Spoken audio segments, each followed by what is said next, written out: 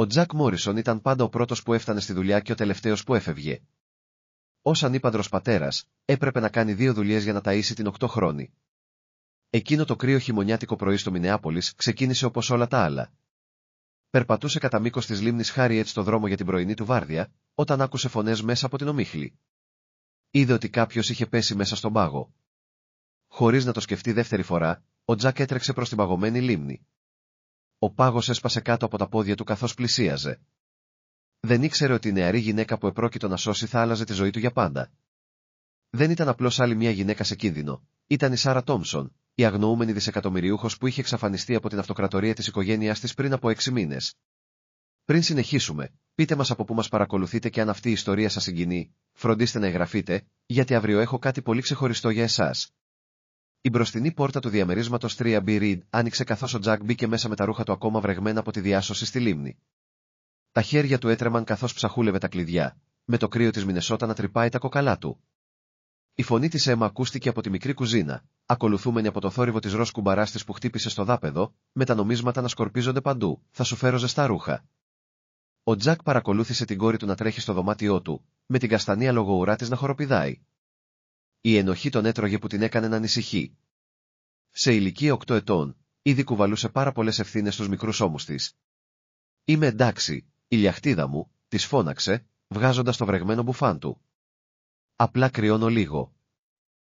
Η Έμα επέστρεψε με το πιο ζεστό πουλόβερ του, αυτό που του είχε δώσει η μητέρα της τα τελευταία Χριστούγεννα που πέρασαν μαζί. «Πρέπει να περιμένεις τους πυροσβέστες, αυτό μας έμαθαν στο σχολείο». Ο Τζακ έβαλε το πουλόβερ, εισπνέοντας το αχνό άρωμα του αρώματος της Μαρίας, που με κάποιο τρόπο εξακολουθούσε να παραμένει μετά από 3 χρόνια. «Μερικές φορές δεν μπορούμε να περιμένουμε, γλυκιά μου», είπε ο Τζακ, καθώς ο πρωινός ήλιος έμπαινε από το μικρό παραθυρό τους, φωτίζοντας τη στίβα λογαριασμό στο πάγκο της κουζίνας. Ο λογαριασμός του ηλεκτρικού με την ένδειξη «Τελική προειδοποίηση», με κόκκινα γράμματα, το ενίκιο που έπρεπε να πληρωθεί την επόμενη εβδομάδα, η δόση του αυτοκινήτου που είχε ήδη καθυστερήσει. Η Έμα πήρε το κουμπαρά της και μάζεψε τα διάσπαρτα νομίσματα. «Ορίστε, μπαμπά, έχω μαζέψει». Η καρδιά του Τζακ σφίχτηκε. «Όχι, Σάνσαϊν, είναι για το κολεγιό σου, θυμήσου». Εκείνη το έσπρωξε προς το μέρος του. Η μαμά θα ήθελε να βοηθά με τους ανθρώπους. Η ανάμνηση της Μαρίας το χτύπησε ξανά. Η καλοσύνη της, ο ακλόνητος αισιοδοξισμός της, ακόμα και στις πιο σκοτεινές μέρες της ασθενειάς της. Τα ιατρικά έξοδα είχαν εξαντλήσει τις αποταμιεύσεις τους, αλλά εκείνη δεν παραπονέθηκε ούτε μια φορά. «Έχουμε ομικρόν με τόνο, τι έχει σημασία», έλεγε, αγκαλιάζοντας την Έμα. Ο Τζακ κοίταξε το ρολόι. 7:15, ώρα για το σχολείο, μικρή. «Θα σου φτιάξω πρωινό ενώ ετοιμάζεσαι». Η Έμα δίστασε. «Αλλά ακόμα τρέμεις». «Είμαι καλά, πήγαινε». Ενώ η Έμα ντυνόταν, ο Τζακ προχωρούσε αυτόματα στην πρωινή ρουτίνα τους. 2 φέτες τόστ, 1 ομελέτα που μοιράστηκαν, το τελευταίο πορτοκαλάδα. Το σώμα του πονούσε από το κρύο μπάνιο, αλλά δεν είχε χρόνο να ξεκουραστεί. Το σχολικό λεωφορείο θα ερχόταν στις 7:45 και η βάρδια του στο γραφείο ξεκινούσε στις 8:30. Καθώς ετοίμαζε το μεσημεριανό της Έμα, σάντουιτς με φιστικό βούτυρο, μήλο και την τελευταία μπάρα δημητριακών, το τηλέφωνο του χτύπησε. Μήνυμα από τον Μάικ στον γκαράζ. «Μπορείς να καλύψεις τη βάρδια του Τόνι απόψε, διπλή αμοιβή». Οι μύες του Τζακ διαμαρτυρήθηκαν στη σκέψη ότι θα έπρεπε να δουλέψει διπλή βάρδια, αλλά η διπλή αμοιβή σήμαινε ότι ίσως θα κατάφερνε να πληρώσει τον Νίκη εγκαίρος αυτό το μήνα. Απάντησε, «Θα έρθω». Η Έμα εμφανίστηκε φορώντας το αγαπημένο της μοβ πουλόβερ, αυτό με το ελαφρώς ξεφτισμένο μανίκι που ο Τζακ είχε επιδιορθώσει προσεκτικά. «Πήρες τα φάρμακά σου για την πλάτη σου, μπαμπά». Το μπουκάλι με τα φάρμακα ήταν άδειο πάνω στον πάγκο, μια άλλη δαπάνη που είχε ήδη αναβάλει. «Σάνσαϊν, φάε τώρα πριν έρθει το λεωφορείο». Κάθισαν μαζί στο μικρό τραπέζι τους. Το πρωινό ήλιο έριχνε σκιές από τα κάγκελα του παραθύρου πάνω στο πρωινό τους. Η Έμα μασούσε το τος της κοιτάζοντας το με εκείνο το διετών βλέμμα που είχε μερικές φορές. «Η κυρία στη λίμνη, είναι καλά, θα γίνει καλά», τη διαβεβαίωσε ο Τζακ, αν και ειλικρινά δεν ήταν σίγουρος. Όλα είχαν συμβεί τόσο γρήγορα. Οι κραυγές, το σπάσιμο του πάγου, το συγκλονιστικό κρύο, την έβγαλε στην ακτή μόλις έφτασε το ασθενοφόρο και μετά έπρεπε να τρέξει σπίτι για να ετοιμάσει την Έμα για το σχολείο. Μια κόρνα ηχούσε έξω. Το σχολικό λεωφορείο είχε έρθει νωρίς. Η Έμα άρπαξε το σακίδιό της και τον αγκάλιασε σφιχτά. «Είμαι περήφανη για σένα, μπαμπά». Ο Τζακ την κράτησε σφιχτά, εισπνέοντας το άρωμα φράουλα στο σαμπουάν της. «Καλή σου μέρα, ηλιαχτίδα μου. Να θυμάσαι ότι η κυρία Γκαρσία θα σε πάρει μετά το σχολείο, γιατί πρέπει να φτιάξεις τα αυτοκίνητα απόψε». «Σωστά, θα είμαι σπίτι για να σε βάλω για ύπνο». Την παρακολούθησε από το παράθυρο καθώς ανέβαινε στο λεωφορείο, χαιρετώντας με το χέρι μέχρι που εξαφανίστηκε στη γωνία. Μόνο τότε άφησε τον εαυτό του να νιώσει το πλήρες βάρος της εξάντλησης. Τα βρεγμένα ρούχα του ήταν πεταμένα σε μια στίβα δίπλα στην πόρτα, λογαριασμοί σκορπισμένοι στο πάτωμα, ένα άδειο μπουκάλι από φάρμακα, ένα άδειο ψυγείο, αλλά δεν είχε χρόνο να σκεφτεί τίποτα από αυτά. Είχε 30 λεπτά για να φτάσει στο κτίριο γραφείων όπου τον περίμεναν 20 όροφοι με τουαλέτες και κάδοι σκουπιδιών. Ο Τζακ άλλαξε τη στολή του ως επιστάτη, πήρε την ταυτότητα εργασίας του και έφυγε. Καθώς περνούσε από τη λίμνη στο δρόμο για τη δουλειά, τα οχήματα έκτακτης ανάγκης εξακολουθούσαν να βρίσκονται διάσπαρτα στην ακτή, ένα μικρό πλήθος είχε μαζευτεί και ένα φορτηγό ειδήσεων ετοιμαζόταν. Ο Τζακ κράτησε το κεφάλι του κάτω και περπάτησε πιο γρήγορα. Είχε κάνει ο μικρόν με τόνο τι θα έκανε ο καθένας, αυτό έλεγε στον εαυτό του. Δεν χρειαζόταν προσοχή ή περιπλοκές. Δεν ήξερε τότε πόσο είχε ήδη αλλάξει η ζωή του, ούτε ότι οι κυματισμοί από τη διάσωση του πρωινού θα γίνονταν σύντομα κύματα που θα μεταμόρφωναν τα πάντα. Η εφημερίδα Star Tribune της Μινεάπολης βγήκε στα περίπτερα την επόμενη μέρα με τον τίτλο «Μυστηριώδης γυναίκα διασώθηκε από τη λίμνη Χάριετ. Ο τοπικός ήρωας εξαφανίζεται πριν αναγνωριστεί». Το άρθρο ήταν στην πρώτη σελίδα, συνοδευόμενο από μια θολή φωτογραφία των οχημάτων έκτακτης ανάγκης συγκεντρωμένων γύρω από την όχθη της λίμνης. Ο Τζακ είδε την εφημερίδα καθώς πήγαινε στη δουλειά, εκτεθειμένη σε περίοπτη θέση στο λόμπι του κτηρίου γραφείων. Το στομάχι του ανακατεύτηκε καθώς έσπροχνε το καρότσι καθαρισμού του πέρα από το γραφείο ασφαλείας, όπου ο αξιωματικός τομ ήταν απορροφημένο στο άρθρο. Μόρισον, ήρθες από την είσοδο της λίμνης σήμερα το πρωί», φώναξε ο Τομ γελώντας με το δικό του αστείο. Ο Τζακ έσφιξε ένα χαμόγελο. «Απλά κάνω τη δουλειά μου, Τομ. Η δουλειά σου είναι να καθαρίζεις τουαλέτες, όχι να βουτάς παγωμένες λίμνες». Ο Τομ σήκωσε την εφημερίδα. «Σε ψάχνουν. Ξέρεις, ο ρεπόρτερ ήταν εδώ και έκανε ερωτήσεις. Πες τους ότι μετακόμισα στη Φλόριντα», μουρμούρισε ο Τζακ κατευθυνόμενος προς το ασανσέρ, αλλά ήταν αδύνατο να αποφύγει την προσοχή. «Μέχρι το μεσημέρι, η ιστορία είχε «σε ψάχνουν», ξέρεις, ο ρεπόρτερ ήταν εδώ και έκανε ερωτήσεις, πες τους ότι μετακόμισα στη Φλόριντα», μουρμούρισε ο Τζακ κατευθυνόμενος προς το ασανσέρ, αλλά η απόδραση από την προσοχή αποδείχθηκε αδύνατη. Μέχρι το μεσημέρι, η ιστορία είχε φτάσει στα τοπικά κανάλια ειδήσεων. Το τηλέφωνο του Τζακ χτυπούσε συνεχώς με μηνύματα από άγνωστους αριθμούς. Δεν μπορούσε να μαντέψει πως τον είχαν βρει, αλλά κάθε ήχος τον έκανε πιο ανήσυχο. Κατά τη διάρκεια του μεσημεριανού διαλύματος, τηλεφώνησε στο σχολείο της Έμα για να βεβαιωθεί ότι ήταν καλά. «Κυρία Μόρισον», είπε η γραμματέας με χαρούμενη φωνή, «η Έμα είπε σε όλους για τη διάσωσή σας κατά τη διάρκεια των πρωινών ανακοινώσεων. Όλο το σχολείο μιλάει γι' αυτό. Είμαστε πολύ περήφανοι που έχουμε έναν ήρωα αγωνέα στην κοινότητά μας, Τζακ Γουίνστεντ. Μπορείτε να βεβαιωθείτε ότι δεν θα έρθουν δημοσιογράφοι, μην ανησυχείτε, έχουμε φέλαμψε. Η Έμα είπε σε όλους για τη διάσωση σας κατά τη διάρκεια των πρωινών ανακοινώσεων. Όλο το σχολείο μιλάει γι' αυτό. Είμαστε πολύ περήφανοι που έχουμε έναν ήρωα αγωνέα στην κοινότητά μας, τον Τζακ Γουίνστεντ. Ακούστε, μπορείτε να βεβαιωθείτε ότι δεν θα έρθουν δημοσιογράφοι, μην ανησυχείτε, έχουμε ήδη διώξει 2 φορτηγάκια των ειδήσεων. Ο διευθυντής Τσεν είναι πολύ αυστηρός όσον αφορά τα μέσα ενημέρωσης στο σχολείο. Τουλάχιστον η Έμα ήταν ασφαλής, αλλά η ανησυχία του Τζακ εντάθηκε. Δεν είχε σκεφτεί πως αυτή η προσοχή θα μπορούσε να την επηρεάσει. Το τηλέφωνο του χτύπησε ξανά. Ήταν ένα μήνυμα από τον Μάικ στο γκαράζ. «Φίλε, είσαι trending, ο ήρωας του λίμνη Χάριετ». Ο Τζακ δεν ήξερε καν τι σήμαινε το trending. Έκλεισε το τηλέφωνό του και επικεντρώθηκε στη δουλειά του, αλλά δεν μπορούσε να ξεφύγει από τα ψιθυρίσματα και τα βλέμματα που τον ακολουθούσαν στο κτίριο. Γύρω στις 3 ακριβώς η detective Λίζα Τσεν εμφανίστηκε στο ντουλάπι του.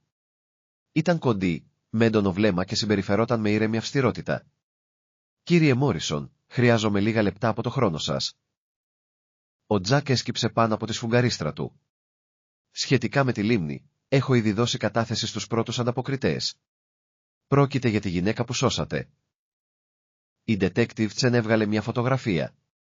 «Πιστεύουμε ότι είναι κάποια που ψάχνουμε». Η εικόνα έδειχνε μια νεότερη, πιο περιποιημένη εκδοχή της γυναίκας που είχε βγάλει από τη λίμνη, με ρούχα σχεδιαστών, τέλειο μακιγιάζ και πόζα μπροστά από ένα εταιρικό λογότυπο. «Σάρα Τόμσον», είπε η detective Τσεν. «Αναφέρεται στην Thompson Herald Guide». Εξαφανίστηκε πριν από 6 μήνες, άδειωσε αρκετούς λογαριασμούς και δεν άφησε κανένα ίχνος μέχρι τώρα. Ο Τζακ θυμήθηκε τα μάτια της γυναίκας όταν την έφτασε στο νερό, απελπισμένη, αλλά όχι μόνο από το πνιγμό. Δεν ήθελε να τη βρουν. Αυτό δεν σας αφορά, κύριε Μόρισον. Χρειαζόμαστε την επίσημη κατάθεσή σας για το τι συνέβη. Άκουσα κραυγές και βοήθησα. Όλα, Detective Chen. Η οικογένεια Τόμψον είναι πολύ επιρροή, θα θέλουν να σας ευχαριστήσουν όπως πρέπει. Δεν χρειάζομαι ευχαριστίες. Όχι, κοίταξε τη στολή του επιστάτη. 2 δουλειές, ανήπαντρος πατέρας, καθυστερημένος στο νίκη. Ναι, έκανα την εργασία μου. Οι περισσότεροι θα το έβλεπαν ως ευκαιρία. Ο Τζακ συνάντησε το βλέμμα της. Οι περισσότεροι δεν έχουν περάσει τη ζωή τους μαθαίνοντας τη διαφορά μεταξύ ευκαιριών και υποχρεώσεων, detective. Χαμογέλασε ελαφρά. Ενδιαφέρουσα οπτική γωνία. Λοιπόν, όταν ξυπνήσει η δεσποινής Τόμψον, πιθανότατα θα θέλει να σας ευχαριστήσει η ίδια. Ορίστε η κάρτα μου. Αφού έφυγε, ο Τζακ κάθισε βαριά στο καρότσι καθαρισμού. Η γυναίκα, η Σάρα, είχε τώρα ένα όνομα, μια ιστορία, μια ζωή στην οποία είχε μπλακεί ακούσια. Σκέφτηκε ξανά το πρόσωπό της, το βλέμμα στα μάτια της πριν τη βγάλει έξω. Έτρεχε από κάτι, όπως έτρεχε τώρα και αυτός από όλη αυτή την προσοχή. Το τηλέφωνο του δονήθηκε στην τσέπη του. Διστακτικά το άνοιξε και βρήκε ένα μήνυμα από την κυρία Γκαρσία. Η Έμα, η καθηγήτρια τέχνης της Έμα, θέλει να σου μιλήσει για κάτι σχετικά με ένα σχέδιο που έφτιαξε σήμερα. Ο Τζακ αναστέναξε. Άλλο ένα πράγμα να χειριστεί. Αλλά καθώς έψαχνε τα μηνύματά του, μια ειδοποίηση ειδήσεων τράβηξε την προσοχή του. Ο Τόμψον Χάρις βρέθηκε σε κρίσιμη αλλά σταθερή κατάσταση.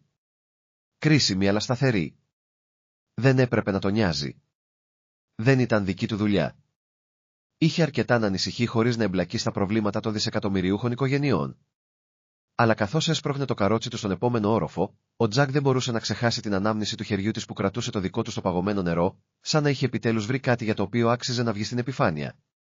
Ο σταθερός ήχος στο μόνιτορ του νοσοκομείου γέμισε τη συνείδηση της Σάρα Τόμψον πριν ανοίξει τα μάτια της. Ένα τεράστιο οικογενειακό πορτρέτο των Τόμψον κρεμόταν στον τοίχο απέναντι από το κρεβάτι της, κάτι που δεν ήταν τυπική διακόσμηση νοσοκομείου. Ο αδελφός της, Ρόμπερτ, πρέπει να είχε κανονίσει το ιδιωτικό της τμήμα, όπως είχε κανονίσει όλα τα άλλα στη ζωή της. Στη φωτογραφία που είχε τραβηχτεί μόλις πριν από 2 χρόνια, η οικογένεια Τόμψον στεκόταν σαν βασιλιάδες στη μεγάλη αίθουσα της επαυλής τους. Ο πατέρας της, Ρίτσαρντ Στέρν, επιβλητικός με το κοστούμι του, η μητέρα της, Έλενορ, με τέλεια στάση και εξεζητημένο χαμόγελο, ο Ρόμπερτ, ο χρυσός γιος, διάδοχος της παγκόσμιας αυτοκρατορίας Τόμψον, και η Σάρα, φορώντας το κατάλληλο φόρεμα, με την κατάλληλη έκφραση, παίζοντας τον κατάλληλο ρόλο. Αν μόνο ήξεραν ότι σχεδίαζε την αποδρασή της ακόμα και τότε. Η Σάρα προσπάθησε να σηκωθεί, αλλά το σώμα της διαμαρτυρήθηκε. Αναμνήσεις από το παγωμένο νερό την πλημμύρισαν ξανά. Η ρογμή κάτω από τα πόδια της, η συγκλονιστική βουτιά, η βεβαιότητα ότι τελικά είχε κάνει το τελευταίο της λάθος. Τότε, δυνατά χέρια άρπαξαν τα δικά της. Η φωνή ενός ξένου της έλεγε να κρατηθεί. «Ξύπνησες». Η φωνή του Ρόμπερτ ακούστηκε από την πόρτα. Ήταν ακριβώς όπως πριν από 6 μήνες, περιποιημένος, ακτινοβολώντας εξουσία, με την απογοήτευση χαραγμένη σε κάθε γραμμή του προσώπου του. «Μην αρχίζεις», ψιθύρισε η Σάρα, με το λαιμό της να βρυχάται. 6 μήνες, Σάρα, έχεις ιδέα τι έκανες να περάσει αυτή η οικογένεια? Πλησίασε στο κρεβάτι της, ισιώνοντας την κουβέρτα της με μηχανική ακρίβεια. Η μητέρα σου πηγαινοέρχεται στη θεραπεία, η αρτηριακή πίεση του πατέρα σου. Άφησα ένα σημείωμα. Πρέπει να βρω το δικό μου δρόμο, δεν είναι εξήγηση, είναι μια εφηβική κρίση. Είσαι 28 χρονών, Σάρα. Γύρισε το κεφάλι της και κοίταξε το παράθυρο. Έξω χιόνιζε και κάθε νυφάδα έφερε ένα κομμάτι της ελευθερίας που είχε σχεδόν γευτεί. Η συνεδρίαση του Διοικητικού Συμβουλίου είναι την επόμενη εβδομάδα, συνέχισε ο Ρόμπερτ. Θα ανακοινώσουμε την επιστροφή σου ως προγραμματισμένη άδεια. Όχι, όχι, τα φρύδια του σηκώθηκαν. Ίσως η υποθερμία επηρεάζει την κρίση σου. Είσαι μια Τόμψον, έχεις ευθύνες. Η Σάρα σκέφτηκε τους τελευταίους 6 μήνες, το μικρό διαμέρισμα που είχε νοικιάσει με ψευδόνυμο, τη δουλειά που είχε βρει σε ένα τοπικό βιβλιοπωλείο, τα απλά πράγματα, το να φτιάχνει τον καφέ της, να παίρνει το λεωφορείο, να μιλάει με ανθρώπους που δεν ήθελαν τίποτα από αυτήν εκτός από συζήτηση. Ήμουν ευτυχισμένη, είπε απαλά. Ο Ρόμπερτ χλέβασε, ευτυχισμένη, κρυμμένη στο Μινεάπολη σαν κάποια κοινή, σαν κάποια πραγματική. Η Σάρα συνάντησε το βλέμμα του όταν πότε ένιωσες πραγματικός για τελευταία φορά. Ρόμπερτ, ο αδελφός της φύνκτηκε για μια στιγμή. Εκείνη διέκρινε κάτι κάτω από την επιφανειακή του συμπεριφορά, αβεβαιότητα, ίσως ακόμη και ζήλια, αλλά εκείνος το έκρυψε, όπως τους είχαν διδάξει. Ο άντρας που σε έσωσε, είπε αλλάζοντας τακτική, η ιστορία του τοπικού ήρωα κερδίζει έδαφος. Το τμήμα δημοσίων σχέσεων πιστεύει ότι μπορούμε να το χρησιμοποιήσουμε. Η φωνή της Σάρα έγινε πιο έντονη. Ρισκάρισε τη ζωή του και θα ανταμυφθεί κατάλληλα, αν και από μικρόν με τόνο τι αναφέρει ο Detective Chen, είναι εκπληκτικά δύσκολο στο να δεχτεί την ευγνωμοσύνη. Η Σάρα θυμήθηκε τα χέρια που είχαν πιάσει τα δικά της, δυνατά και σίγουρα, όχι σαν τα απαλά, περιποιημένα χέρια που της είχαν δώσει ατελείωτες συμβάσεις και κοινωνικές υποχρεώσεις όλη της τη ζωή. Μια νοσοκόμα μπήκε με ένα τάμπλετ. Ώρα για τα φάρμακά σας, κυρία Τόμψον. Και μια νεαρή κοπέλα στο παιδικό τμήμα που σας έφτιαξε μια κάρτα για να σας ευχηθεί καλή ανάρρωση. Είδε την ιστορία σας στις ειδήσεις. Δεν επιτρέπονται επισκέπτες, είπε αυτόματα ο Ρόμπερτ. Θέλω να τη δω, είπε η Σάρα και άπλωσε το χέρι της για να πάρει την κάρτα. Ήταν από χαρτόνι, διακοσμημένη με γκλίτερ και μια ζωγραφιά με κραγιόνια που απεικόνιζε κάποιον να το τραβάνε από μια λίμνη. Μέσα, με προσεκτική παιδική γραφή, έγραφε: «Αγαπητή κυρία της λίμνης, χαίρομαι που είστε καλά. Ο μπαμπάς μου σας έσωσε. Με αγάπη, Έμα Μόρισον». Η καρδιά της Σάρα σταμάτησε. Μόρισον, το όνομα που είχε άκουσε τις νοσοκόμες να ψιθυρίζουν. Η κόρη του επιστάτη, του σωτήρα της, είπε ο Ρόμπερτ με περιφρονητικό ύφος. «Έχω ήδη δώσει εντολή στο νοσοκομείο να φύγετε». «Φύγετε, Σάρα, φύγετε, Ρόμπερτ, αλλιώς θα πω στον τύπο ακριβώς γιατί έφυγα, κάθε λεπτομέρεια, κάθε μυστικό, όλα όσα αυτή η οικογένεια έχει κρύψει κάτω από τα εισαγόμενα χαλιά της». Μελέτησε το πρόσωπό της, αναγνωρίζοντας τη σκληρότητα που ο πατέρας τους είχε περάσει χρόνια να σφυριλατήσει και στους δύο. Χωρίς άλλη λέξη, έφυγε. Η Σάρα χάιδεψε τα γκλίτερ στην κάρτα της Έμα, κάρτα της Έμας. Ένας επιστάτης, ένας ανήπαντρος πατέρας, ένας άντρας που πήδηξε σε μια παγωμένη λίμνη για να σώσει έναν άγνωστο, ενώ ο ίδιος της ο αδελφός υπολόγιζε τις δημόσιες σχέσεις. Σκέφτηκε τις ακριβές συνεδρίες ψυχοθεραπείας, τα χρόνια που προσπαθούσε να καταλάβει γιατί ένιωθε τόσο άδεια μέσα στο χρυσό κλουβί της. Οι θεραπευτές μιλούσαν πάντα για την αναζήτηση ενός σκοπού, ενός νοήματος, μιας γνήσιας σύνδεσης. Κοιτάζοντας το σχέδιο του παιδιού, η Σάρα ένιωσε κάτι που είχε νιώσει εδώ και χρόνια: ελπίδα, όχι την τεχνητή ελπίδα των εταιρικών συγχωνεύσεων και των φιλανθρωπικών εκδηλώσεων, αλλά κάτι πραγματικό, κάτι αληθινό. Έξω από το παραθυρό της, το χιόνι συνέχιζε να πέφτει στο Μινεάπολις, καλύπτοντας τα πάντα με καθαρή, λευκή πιθανότητα. Ο Τζακ στεκόταν στο διάδρομο του νοσοκομείου, κρατώντας το ζεστό χέρι της Έμα, κοιτάζοντας την απλή λευκή κάρτα που του είχε δώσει μια νοσοκόμα. Το βραχιόλι του νοσοκομείου ήταν ακόμα δεμένο. Τόμψον, Σάρα, δωμάτιο 4 και 12. Δεν είχε σχεδιάσει να έρθει, αλλά η δασκάλα τέχνης της Έμα του είχε δείξει την κάρτα «Καλή ανάρρωση», που είχε φτιάξει και το ελπιδοφόρο πρόσωπο της κόρης του είχε σπάσει τις αμυνές του. «Φαίνομαι εντάξει», ρώτησε η Έμα, λιένοντας το μοβ πουλόβερ της για 10η φορά. Ο Τζακ χαμογέλασε. «Τέλεια, ηλιαχτίδα μου. Θυμήσου ότι εξασκήσαμε. Χαίρομαστε που νιώθεις καλύτερα, δεσποινής Τόμψον. Ίσως δεν πρέπει». Άρχισε ο Τζακ, αλλά η πόρτα άνοιξε και μια νοσοκόμα βγήκε, κουνώντας το κεφάλι προς αυτούς. «Ρωτάει για σας, κύριε Μόρισον, και για τους δυο σας». Το ιδιωτικό δωμάτιο ήταν μεγαλύτερο από. Το φως του ήλιου έμπαινε από τα μεγάλα παράθυρα και μπουκέτα λουλουδιών κάλυπταν κάθε επιφάνεια. Η Σάρα Τόμψον καθόταν στο κρεβάτι με τα μαύρα μαλλιά της να πέφτουν χαλαρά στους ώμους της, φαίνοντας πιο ευάλωτη και πιο αληθινή από τις εταιρικές φωτογραφίες που είχε δει στις ειδήσεις. Τα μάτια της συνάντησαν τα δικά του και ο Τζακ ένιωσε την ίδια έντονη σύνδεση που είχε νιώσει στη λίμνη, μια αναγνώριση παρά το γεγονός ότι ήταν ξένοι. «Ήρθατε», είπε απαλά. Η Έμα προχώρησε κρατώντας τη νέα της κάρτα. «Χαιρόμαστε που αισθάνεστε καλύτερα, κυρία Τόμψον». Το πρόσωπο της Σάρα, το πρόσωπο της φωτίστηκε. «Πρέπει να είσαι η Έμα». «Πήρα την πρώτη σου όμορφη κάρτα», είπε δείχνοντας την κάρτα που βρισκόταν σε περίοπτη θέση στο κομοδίνο της. «Θέλεις να καθίσεις μαζί μου, άκουσα ότι είσαι πολύ καλή ζωγράφος». Ενώ η Έμα ανέβηκε προσεκτικά στο κρεβάτι, ο Τζακ έμεινε πίσω, παρατηρώντας τη σκηνή. Η νοσοκομιακή ρόμπα της Σάρα ήταν πιθανώς από μετάξι, η βάση της ενδοφλέβειας της φαινόταν επιχρωμιωμένη, αλλά το χαμόγελό της προς την κόρη του ήταν απολύτως γνήσιο. «Σου έφερα άλλη μια ζωγραφιά», είπε η Έμα, δίνοντάς της την κάρτα. «Είναι το σπίτι μας αυτή τη φορά και η γάτα μας, αν και δεν έχουμε ακόμα. ο μπαμπάς λέει ότι ίσως όταν τα πράγματα ηρεμήσουν, είπε η Έμα, σταματώντας να κοιτάζει τον Τζακ. Ο Τζακ τελείωσε ήσυχα. Η Σάρα μελέτησε το σχέδιο με κραγιόνια. Είναι υπέροχο, Έμα. Ξέρεις, πάντα ήθελα μια γάτα, αλλά το σπίτι μας ήταν πολύ μεγάλο, θα χάνονταν. Πολύ μεγάλο για μια γάτα, είπε η Έμα, άνοιξε τα μάτια της. Πόσο μεγάλο, 32 δωμάτια. Η Σάρα έκανα μια γκριμάτσα. Τα περισσότερα μόνο για να επιδεικνύονται. Εμείς έχουμε 3 δωμάτια, είπε η Έμα με υπερηφάνεια, και μπορώ να δω τη λίμνη από το παράθυρό μου. Ο Τζακ τους παρακολουθούσε να μιλάνε, θαυμάζοντας το πόσο εύκολα η Έμα είχε ξεπεράσει τα προφανή εμπόδια του πλούτου και του κύρους. Υποθέτω ότι έβλεπε τους ανθρώπους απλά ως ανθρώπους. Ένα έντονο χτύπημα τους διέκοψε. Η detective τσεμπήκε με προσεκτικά ουδέτερη έκφραση.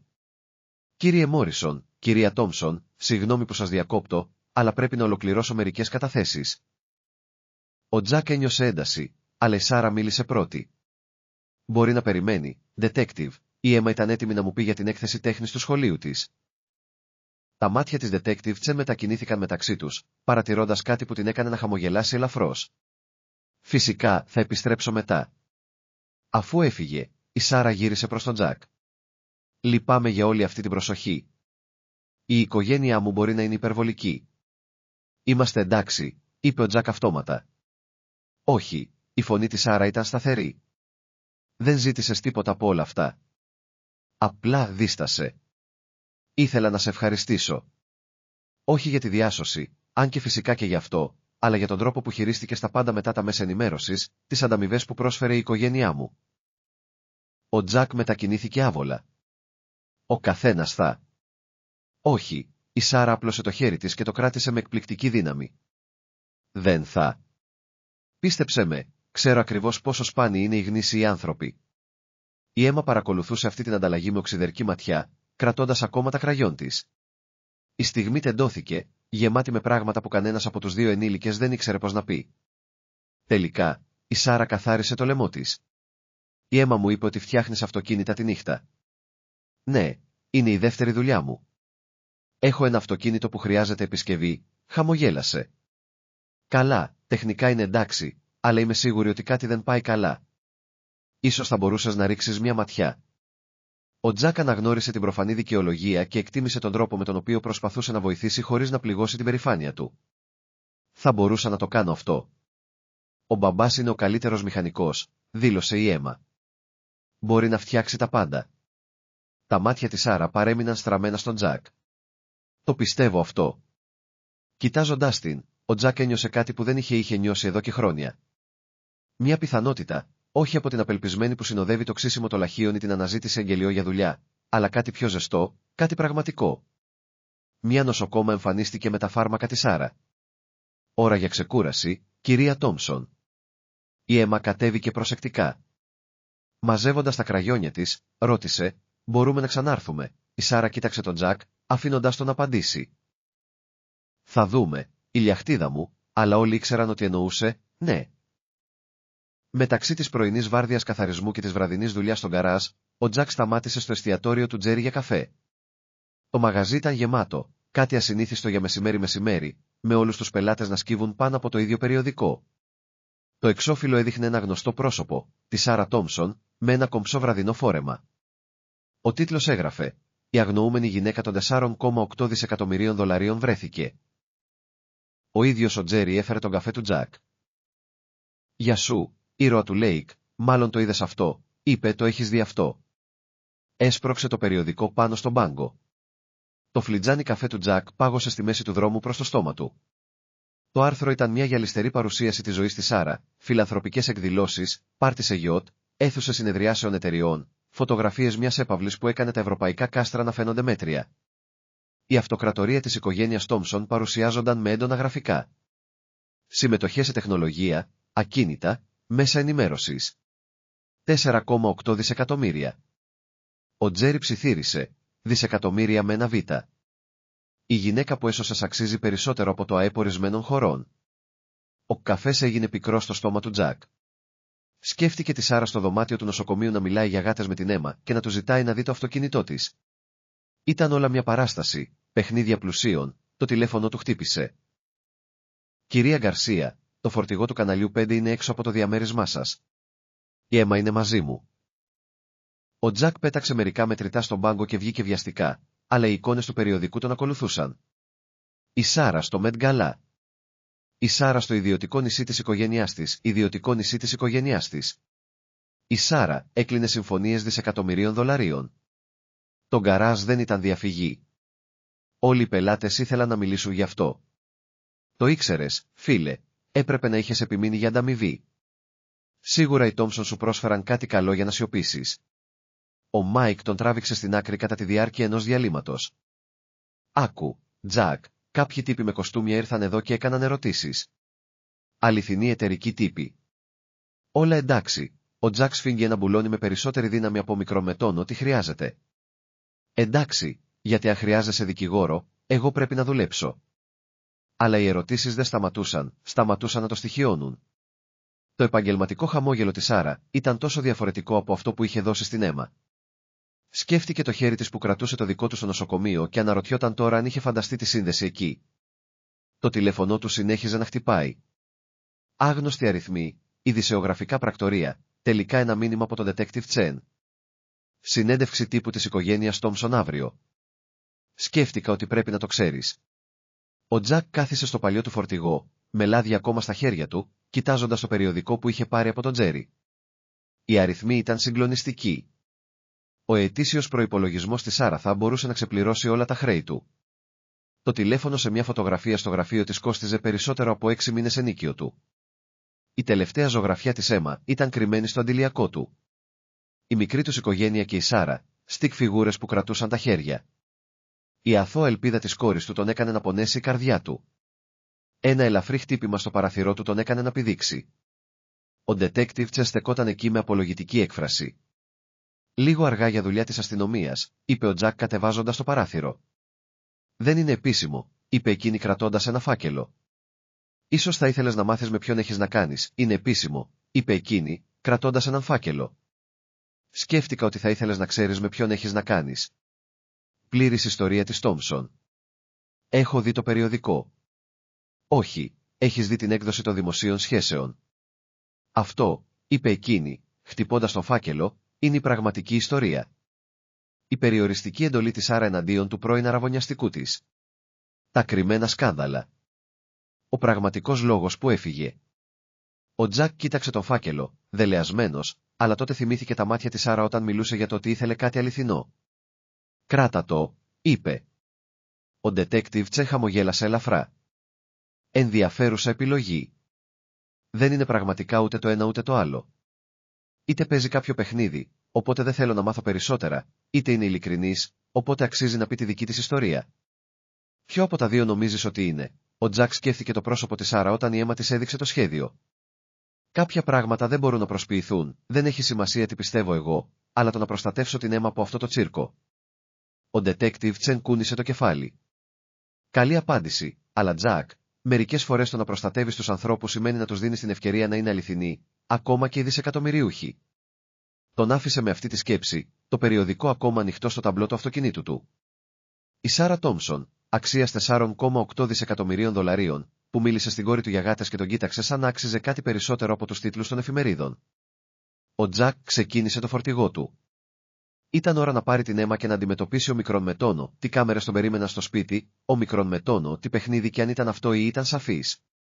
Όλα τα άλλα, συμπεριλαμβανομένου του τρόπου που η καρδιά του στριφογύριζε όταν σκεφτόταν το χαμόγελο της Σάρα, θα έπρεπε να περιμένουν μέχρι το πρωί. Η δημοσίευση στα κοινωνικά μέσα είχε πάνω από 1 εκατομμύριο προβολές. Ο ήρωας του Lake Harriet, ένας εργάτης, ανήπαντρος πατέρας, σώζει δισεκατομμυριούχο. Το βίντεο έδειχνε το φορτηγό του Τζακ να προσπαθεί να περάσει μέσα από μια θάλασσα δημοσιογράφων. Κάποιος φώναζε: «Είναι αλήθεια ότι αρνήθηκες μια αμοιβή 1 εκατομμυρίου δολαρίων?» Ο Τζακ είδε το βίντεο στο κινητό του όπου αυτός και η Έμα είχαν περάσει τη νύχτα. Το μικρό σπίτι της γειτόνισσάς του μύριζε καφέ και εμπανώντας. Η οικία σκηνή έρχονταν σε έντονη αντίθεση με το χάος έξω. «Λένε τόσο ωραία πράγματα για σένα, μπαμπά», είπε η Έμα, καθώς έψαχνε τα σχόλια στο τάμπλετ της κυρίας Γκαρσία. «Κοίτα, οι άνθρωποι θέλουν να μας βοηθήσουν». Ο Τζακ πήρε απαλά το τάμπλετ. «Δεν χρειαζόμαστε βοήθεια, ηλιαχτίδα, τα πάμε μια χαρά». Η κυρία Γκαρσία φώναξε από τη σόμπα. «Πες το αυτό στο αυτοκίνητό σου. Ακούω το φορτηγό σου από 3 τετράγωνα μακριά, Μαρία». Ο Τζακ την προειδοποίησε χρησιμοποιώντας το πλήρες όνομά της και έβαλε μια φρέσκη εμπανόντα μπροστά του. «Είσαι πολύ περήφανος, Τζακ Μόρισον. Μερικές φορές ο Θεός στέλνει βοήθεια μέσω απροσδόκητων αγγέλων, μέσω δισεκατομμυριούχων που εξαφανίζονται από τη ζωή τους». Ο Τζακ μίλησε χαμηλόφωνα, αλλά η αίμα ήταν ήδη απορροφημένη στο πρωινό της. Το Morning News έπαιζε σιγά σιγά στη μικρή τηλεόραση της κυρίας Γκαρσία. Ο Ρόμπερτ Τόμσον στον πάγκο, στέκοντας ένα βήμα. Η οικογένεια Τόμσον είναι υπέροχη. Φύς τον κύριο Μόρισον για τις ηρωικές του πράξεις. Προετοιμάζουμε την κατάλληλη αποζημίωση. Ο Τζακ το έκλεισε. Το τηλέφωνο του χτύπησε. Μάικ από τον γκαράζ. Το τσίρκο των μέσων ενημέρωσης είναι και εδώ. Πάρε ρεπό απόψε. Αμοιβόμενη άδεια. Άλλο ένα χτύπημα στα έσοδα. Δεν μπορούν να το αντέξουν οικονομικά. Ο Τζακ έτριψε τα μαγουλά του. «Κύριε Μόρισον», ο εγγονός της κυρίας Γκαρσία, ο Πάμπλο, έβαλε το κεφάλι του μέσα.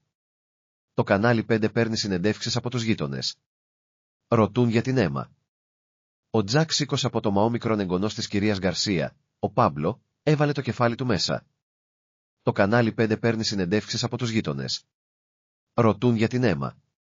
Ο Τζακ σήκωσε απότομα το κεφάλι. Τι γίνεται με την αίμα, το σχολείο της, το πρόγραμμα της, μια κυρία έδειχνε φωτογραφίες. Ο Τζακ σηκώθηκε πριν ο Πάμπλο τελειώσει. Πρέπει να καλέσω το διευθυντή Τσεν. Αλλά το τηλέφωνο του χτυπούσε ήδη. Το σχολείο. Ο Τζακ ένιωσε ένα κόμπο στο στομάχι. Κύριε Μόρισον, έπρεπε να εφαρμόσουμε πρωτόκολλα έκτακτης ανάγκης. Δημοσιογράφοι στο χώρο του σχολείου προσπαθούν να πάρουν συνεντεύξεις από μαθητές για την αίμα. Ασφαλίζουμε το κτίριο, αλλά πρέπει να ξέρετε ότι η αίμα τον παρακολουθούσε, με την εμπανάδα της στα μισά του δρόμου προς το στόμα της, αντιλαμβανόμενη την έντασή του. Πάρε ρεπό, Μίχα. Η κυρία Γκαρσία της είπε να τη βοηθήσει να φτιάξει μπισκότα. Το τηλέφωνο του Τζακ συνέχιζε να χτυπάει. Μηνύματα από άγνωστους αριθμούς, αιτήματα φιλίας, προσφορές για συνεντεύξεις. Ένα μήνυμα τράβηξε την προσοχή του. Detective Chen. Δικηγόρη κληρονομιάς Τόμσον. Μην υπογράψετε τίποτα. Ένα χτύπημα στην πόρτα της κυρίας Γκαρσία τους έκανε όλους να παγώσουν. Μέσα από το διακοσμητικό τζάμι μπορούσαν να δουν αρκετές φιγούρες με κοστούμια στην πίσω πόρτα. Η κυρία Γκαρσία ψιθύρισε, κινούμενη ήδη. Πάμπλο, πάρε τις τσάντες τους. Ο Τζακ άρπαξε το σακίδιο της αίμα, αλλά αυτή το τράβηξε μακριά. Το έργο τέχνης μου είναι στο ντουλάπι μου στο σχολείο. Θα πάρουμε άλλο, είναι αυτό που έφτιαξα για την κυρία Σάρα. Η φωνή της αίμα ακούστηκε. Υποτίθεται ότι θα έρθει να το δει στην έκθεση τέχνης. Το χτύπημα έγινε πιο δυνατό. Η κυρία Γκαρσία τους οδήγησε προς τον γκαράζ της. Ο ξαδελφός μου έχει ένα εξοχικό στο βορρά. Μόνο για λίγες μέρες, μέχρι να τακτοποιηθεί η κατάσταση. Ο Τζακ σήκωσε την αίμα, που τώρα έκλαιγε σιωπηλά για το έργο τέχνης της. Σε ευχαριστώ, Μαρία. Θα σου τα ξεπληρώσω. Σκάσε και φύγε. Αλλά εκείνη του έσφιξε στα χέρια μια τσάντα με φρέσκες εμπανώντας. Τηλεφώνησε μου όταν είστε ασφαλείς. Πέρασαν από τα σοκάκια με τον Πάμπλο να οδηγεί. Το τηλέφωνο του Τζακ συνέχιζε να χτυπάει με μηνύματα από τη Σάρα. Τζακ, λυπάμαι πολύ, άσε με να το διορθώσω, ο αδερφός μου το χειρίζεται λάθος, άσε με να σου εξηγήσω. Το τελευταίο τον έκανε να σταματήσει. Η έκθεση τέχνης της αίμα σημαίνει τα πάντα για εκείνη, μην αφήσεις το λάθος μου να το καταστρέψει και αυτό. Έφτασαν στο αυτοκίνητο του Πάμπλο την ώρα που ένα φορτηγάκι των ειδήσεων στρίβονταν στο σοκάκι. Ο Τζακ σκύψε προστατεύοντας την αίμα, παιδικό μουσείο. Ο Πάμπλο πρότεινε να φύγουν. Ο φίλος μου δουλεύει στην ασφάλεια. Δεν επιτρέπονται τα ΜΜΕ. Η αίμα ρουθούνησε. Μπορούμε να καλέσουμε την κυρία Σάρα, θα τους κάνει να φύγουν. Ο Τζακ κοίταξε τα μηνύματα της Σάρα. Είχε συμπεριλάβει τον προσωπικό της αριθμό, χωρίς να περάσει από δικηγόρους ή βοηθούς. Φαινόταν γνήσιο, αλλά και στο νοσοκομείο όλα φαινόταν γνήσια. Μερικές φορές έλεγε στην αίμα ότι το να βοηθάς τους ανθρώπους σημαίνει να τους αφήνεις να βρουν μόνοι τους τη λύση. Αλλά καθώς απομακρύνονταν από τη γειτονιά τους, τη ζωή τους, το σχολείο της Έμα σχολείο της Έμα, ο Τζακ αναρωτιόταν αν προστάτευε την κόρη του ή απλώς έφευγε από κάτι που τον τρόμαζε περισσότερο από τα παγωμένα λίμνια, την πιθανότητα η Σάρα Τόμψον, η δισεκατομμυριούχος Άρης, να ήταν ακριβώς αυτό που φαινόταν με την Έμα και τι θα σήμαινε αυτό για τα προσεκτικά χτισμένα τείχη του. Το δαχτυλίδι της οικογένειας Τόμψον λάμπει στο δάχτυλο του Ρόμπερτ, καθώς απλώνει έγγραφα στο τραπέζι της αίθουσας συνεδριάσεων του Μουσείου Παιδιών Τριών Δικηγόρων να τον πλαισιώνουν, ενώ η detective στεκόταν δίπλα στην πόρτα, η παρουσία της οποίας είχε ζητηθεί και από τις δύο πλευρές. «Κύριε Μόρισον, ας το κάνουμε απλό», είπε ο Ρόμπερτ με την ήρεμη αυθεντικότητα κάποιου που έχει συνηθίσει να τον υπακούν. «Υπογράψτε το συμφωνητικό εμπιστευτικότητας, αποδεχτείτε το πακέτο αποζημίωσης και αυτό το τσίρκο των μέσων ενημέρωσης θα τελειώσει σήμερα». Μέσα από το γυάλινο τοίχο της αίθουσας συνεδριάσεων, ο Τζακ μπορούσε να δει την Έμα στο δωμάτιο τέχνης του μουσείου να ζωγραφίζει χαρούμενη με το φίλο του Πάμπλο να την επιβλέπει. Ακόμα και εδώ είχαν βρει έναν τρόπο όμικρον, Τζακ μπορούσε να δει την Έμα στην αίθουσα τέχνης του μουσείου να ζωγραφίζει χαρούμενη με το φίλο του Πάμπλο να την επιβλέπει. Ακόμα και εδώ είχαν βρει έναν τρόπο να δημιουργήσουν. Και αν δεν υπογράψω, ο Ρόμπερτ ρύθμισε τα μανικετόκουμπα του, χρυσά με το οικόσιμο της οικογένειας Τόμψον, τότε δεν θα μπορούμε να ελέγξουμε την αφήγηση. Ο τύπος θα συνεχίσει να ψάχνει και θα βρει τα πάντα. Τα ιατρικά έξοδα της γυναίκας σας, τη δεύτερη υποθήκη, το πρόγραμμα μείωσης τιμών γεύματος της Έμα, το πρόγραμμα μείωσης τιμών για το μεσημεριανό γεύμα, έκανε μια παύση. Τα παιδιά μπορούν να είναι σκληρά σε τέτοια θέματα. Ο Τζακ σφίγγει τα χέρια του κάτω από το τραπέζι. Ο detective μετακινείται ελαφρώς, έτοιμος να παρέμβει. «Η κόρη μου δεν είναι διαπραγματευτικό χαρτί». «Όχι», ο Ρόμπερτ χαμογελά ελαφρά. «Τότε γιατί την άφησες να δεθεί με την αδερφή μου, το έργο της έκθεσης τέχνης, οι κάρτες?» Αρκετά υπολογιστικό για έναν απλό επιστάτη. Η πόρτα ανοίγει απότομα πριν προλάβει να απαντήσει ο Τζακ. Η Σάρα ορμά μέσα, ακόμα χλωμή από το νοσοκομείο, αλλά έτοιμη να εκραγεί από θυμό. Φοράει ένα απλό πουλόβερ και τζιν, μια σκόπιμη επιλογή. Ο Τζακ συνειδητοποίησε ότι δεν έμοιαζε καθόλου με τις φωτογραφίες του περιοδικού. «Αρκετά, Ρόμπερτ. Πρέπει να ξεκουραστείς». Ο Ρόμπερτ δεν σήκωσε το βλέμμα από τα χαρτιά του. «Τελείωσα με τη ξεκούραση. Τελείωσα με όλα». Η Σάρα μετακινήθηκε στην πλευρά του Τζακ στο τραπέζι.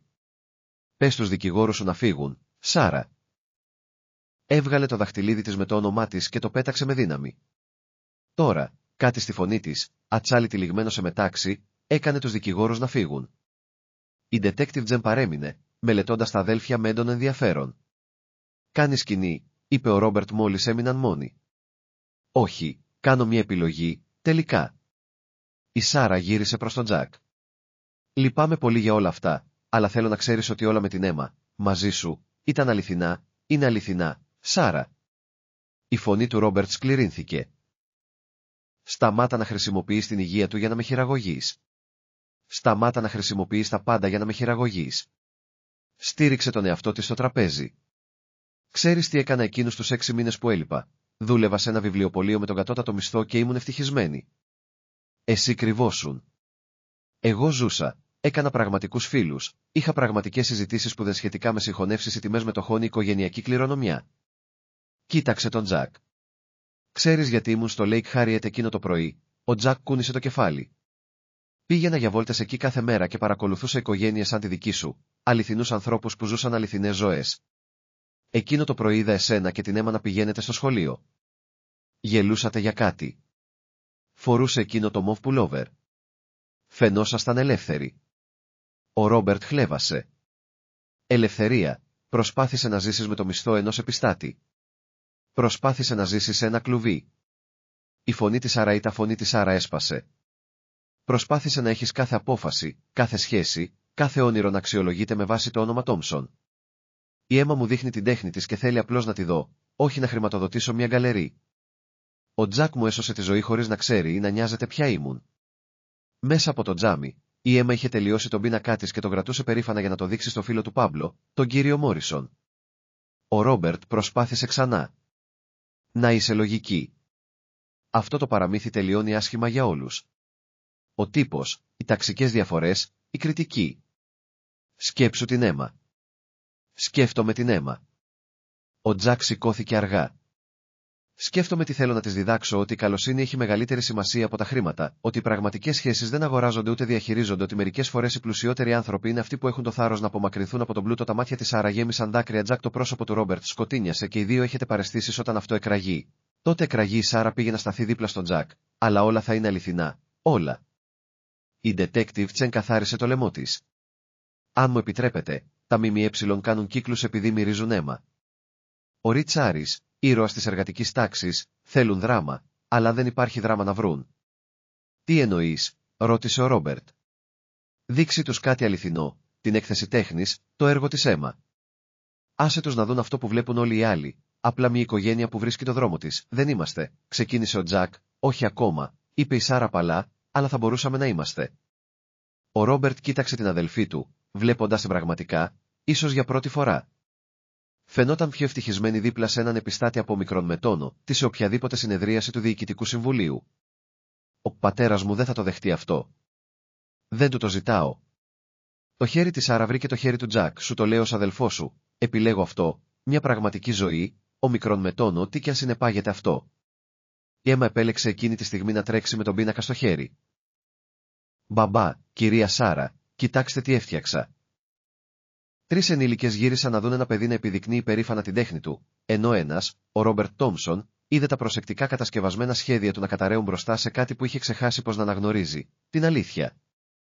Η επιστολή με την προσφορά εργασίας έφτασε με courier το επόμενο πρωί, παραδομένη στο σπίτι της κυρίας Γκαρσία, όπου ο Τζακ και η Έμα εξακολουθούσαν να μένουν. Βαρύ χαρτί με το λογότυπο της Thompson Herald Guide, το είδος του εγγράφου που άλλαζε ζωές. Διευθυντής υπηρεσιών στόλου. Ο Τζακ διάβασε δυνατά, καθισμένο στο τραπέζι της κουζίνας της κυρίας Γκαρσία. Εποπτεία συντήρησης εταιρικών οχημάτων σε όλη τη Βόρεια Αμερική. Πλήρης παροχή στέγασης. Πλήρης κάλυψη των σπουδών της Έμα μέχρι το κολέγιο. Η κυρία Γκαρσία κοίταξε πάνω από τον ώμο του το ποσό του μισθού και έκανε το σταυρό της. Σάντα Μαρία, προσπαθούν να σε εξαγοράσουν, είπε η detective από τη θέση της δίπλα στο παράθυρο, όπου παρακολουθούσε τους φωτογράφους να σε κάνουν μέρος του μηχανισμού. Προσπαθούν να βοηθήσουν. Η Σάρα μέτρησε, καθόταν απέναντι από τον Τζακ φορώντας τα ίδια απλά ρούχα με χθες. Ο Ρόμπερτ πραγματικά άκουγε. Αυτός είναι ο τρόπος του να δέχεται τα πράγματα. Ο Τζακ άφησε το γράμμα έξω, μπορούσε να ακούσει την Έμα και τον Πάμπλο να παίζουν στην αυλή. Το γέλιο τους μια υπενθύμηση ότι πραγματικά είχε σημασία. Είναι καλή δουλειά, συνέχισε η Σάρα, απαλά, μια που είσαι κατάλληλος για τις μηχανικές σου δεξιότητες, την εμπειρία σου στη διαχείριση από τον γκαράζ, την ικανότητά μου να κρατάω το στόμα μου κλειστό για τον Τόμψον, είπε ο Τζακ κοιτάζοντας τη στα μάτια.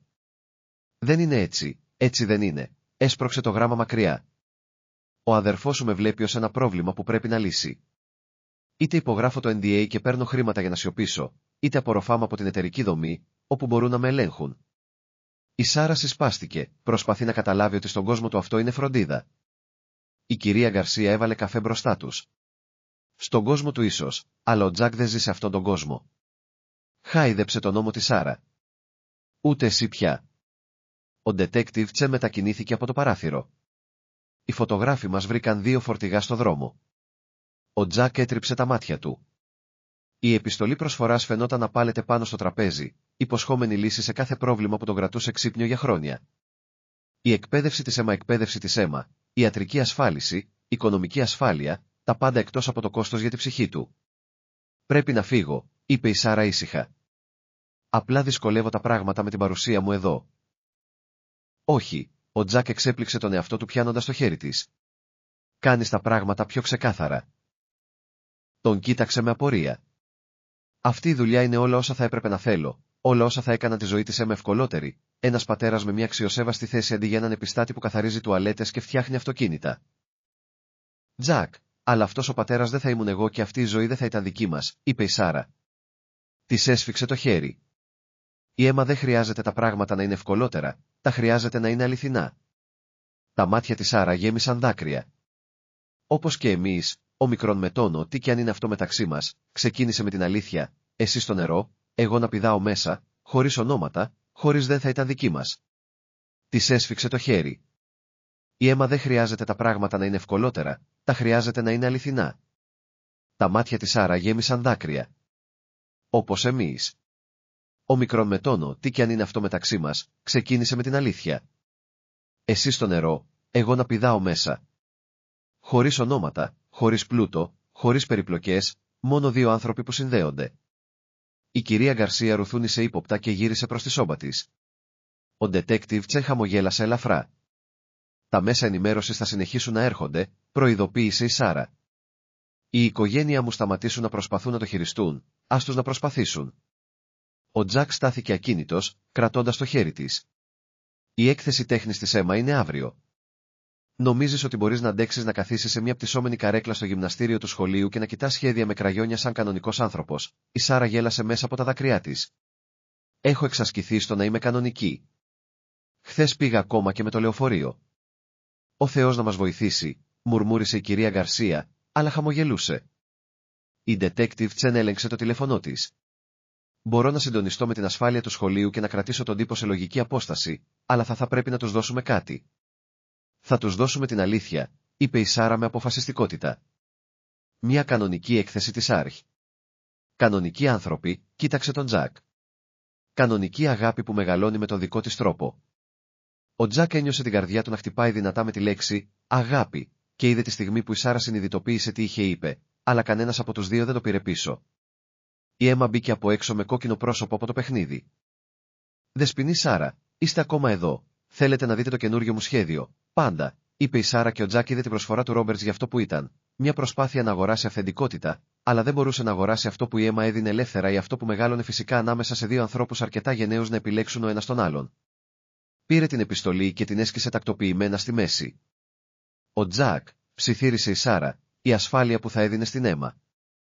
«Η Έμα έχει κάτι καλύτερο», είπε, βλέποντας την κόρη του να δείχνει στη Σάρα το σχέδιό της. «Έχει αληθινούς ανθρώπους που την αγαπούν πραγματικά. Κανένας τίτλος εργασίας δεν μπορεί να το συγκριθεί αυτό». Έξω, οι κάμερες των δημοσιογράφων τραβούσαν φωτογραφίες προσπαθώντας να αποτυπώσουν την ιστορία τους, αλλά η πραγματική ιστορία ήταν εδώ, στην κουζίνα της κυρίας Γκαρσία, όπου ένας δισεκατομμυριούχος και η κόρη ενός επιστάτη σκύβονταν πάνω από μια ζωγραφιά με κραγιόνια, εξίσου ενθουσιασμένοι από την ατελείωμορφιά της. Ο Τζακ συνειδητοποίησε ότι κάποια πράγματα είχαν μεγαλύτερη αξία από οποιαδήποτε προσφορά εργασίας. Η τελευταία ζωγραφιά της Έμα κρεμόταν στο ψυγείο της κυρίας Γκαρσία. 3 φιγούρες μπροστά από ένα μικρό σπίτι, ζωγραφισμένες με κραγιόνια. Χαμόγελα φωτεινά και γεμάτα ελπίδα. «Η οικογένειά μου» ήταν γραμμένο στην κορυφή με προσεκτικά γράμματα, με τον Τζακ, την Έμα και τη Σάρα να κρατιούνται χέρι-χέρι κάτω από έναν κίτρινο ήλιο. «Το έφτιαξε στη θεραπεία μέσω της τέχνης», εξήγησε ο Τζακ, βλέποντας τη Σάρα να μελετά την εικόνα. «Η σύμβουλος του σχολείου για να τη βοηθήσει να επεξεργαστεί τα πάντα». Καθόντουσαν στο τραπέζι της κουζίνας της κυρίας Γκαρσία αργά εκείνο το βράδυ, αφού η Έμα είχε πάει για ύπνο στον επάνω όροφο. Το σπίτι ήταν ήσυχο, εκτός από το μακρινό βουητό των φορτηγών των ειδησεογραφικών σταθμών που είχαν γίνει το σταθερό τους φόντο. «Επεξεργάσου τα πάντα που έχω περιπλέξει», είπε η Σάρα παλά. «Όχι», είπε ο Τζακ, σπρώχνοντας προς το μέρος της ένα φλιτζάνι καφέ, φθηνό από το σούπερ μάρκετ, όχι από τα χειροποίητα που πρέπει να έχει συνηθίσει. «Επεξεργάσου τα πάντα που αλλάζουν. Μερικές αλλαγές είναι καλές». Η Σάρα τύλιξε τα χέρια της γύρω από το φλιτζάνι και ο Τζακ παρατήρησε ότι είχε σταματήσει να φοράει τα ακριβά της δαχτυλίδια. Τα νύχια της ήταν απλά τώρα, χωρίς τέλειο μανικιούρ. «Μικρές αλλαγές, αλλά σημαντικές. Θέλω να σου δείξω κάτι», είπε στον γκαράζ. 20 λεπτά αργότερα, ο Τζακ βρήκε τον εαυτό του να ξεκλειδώνει την πλαϊνή πόρτα του γκαράζ, πλευρική πόρτα του γκαράζ. Το μέρος ήταν σκοτεινό και ήσυχο, με μυρωδιά λαδιού και μετάλλου, γνωστές μυρωδιές που συνήθως τον ηρεμούσαν, αλλά με τη Σάρα εκεί όλα φαίνονταν διαφορετικά. Τον οδήγησε σε ένα αυτοκίνητο καλυμμένο με ένα κάλυμα. Ο Ρόμπερτ το είχε παραδώσει το πρωί, πριν από όλα αυτά.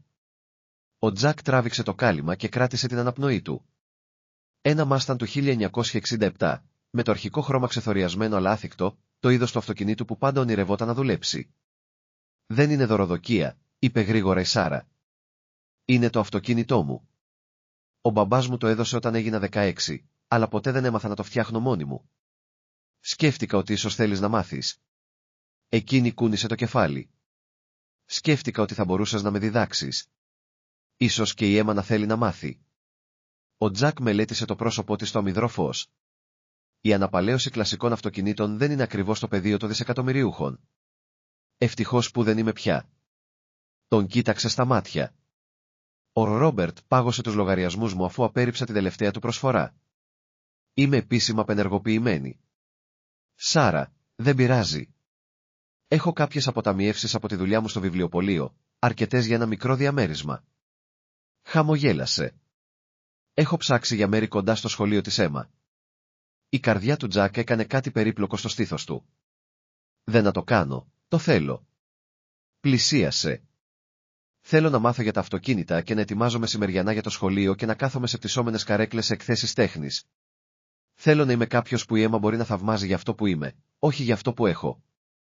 Ήδη με θαυμάζει, είπε ο Τζακ ήσυχα, βρήκε το χέρι του στο σκοτάδι. Και ο πατέρας της, τη βλέπει όταν με κοιτάζει τώρα, κάποια αληθινή, ψιθύρισε ο Τζακ και τη φίλησε. Ήταν ένα τρυφερό φιλί, διστακτικό και γλυκό. Και οι δύο χαμογέλασαν όταν απομακρύνθηκαν.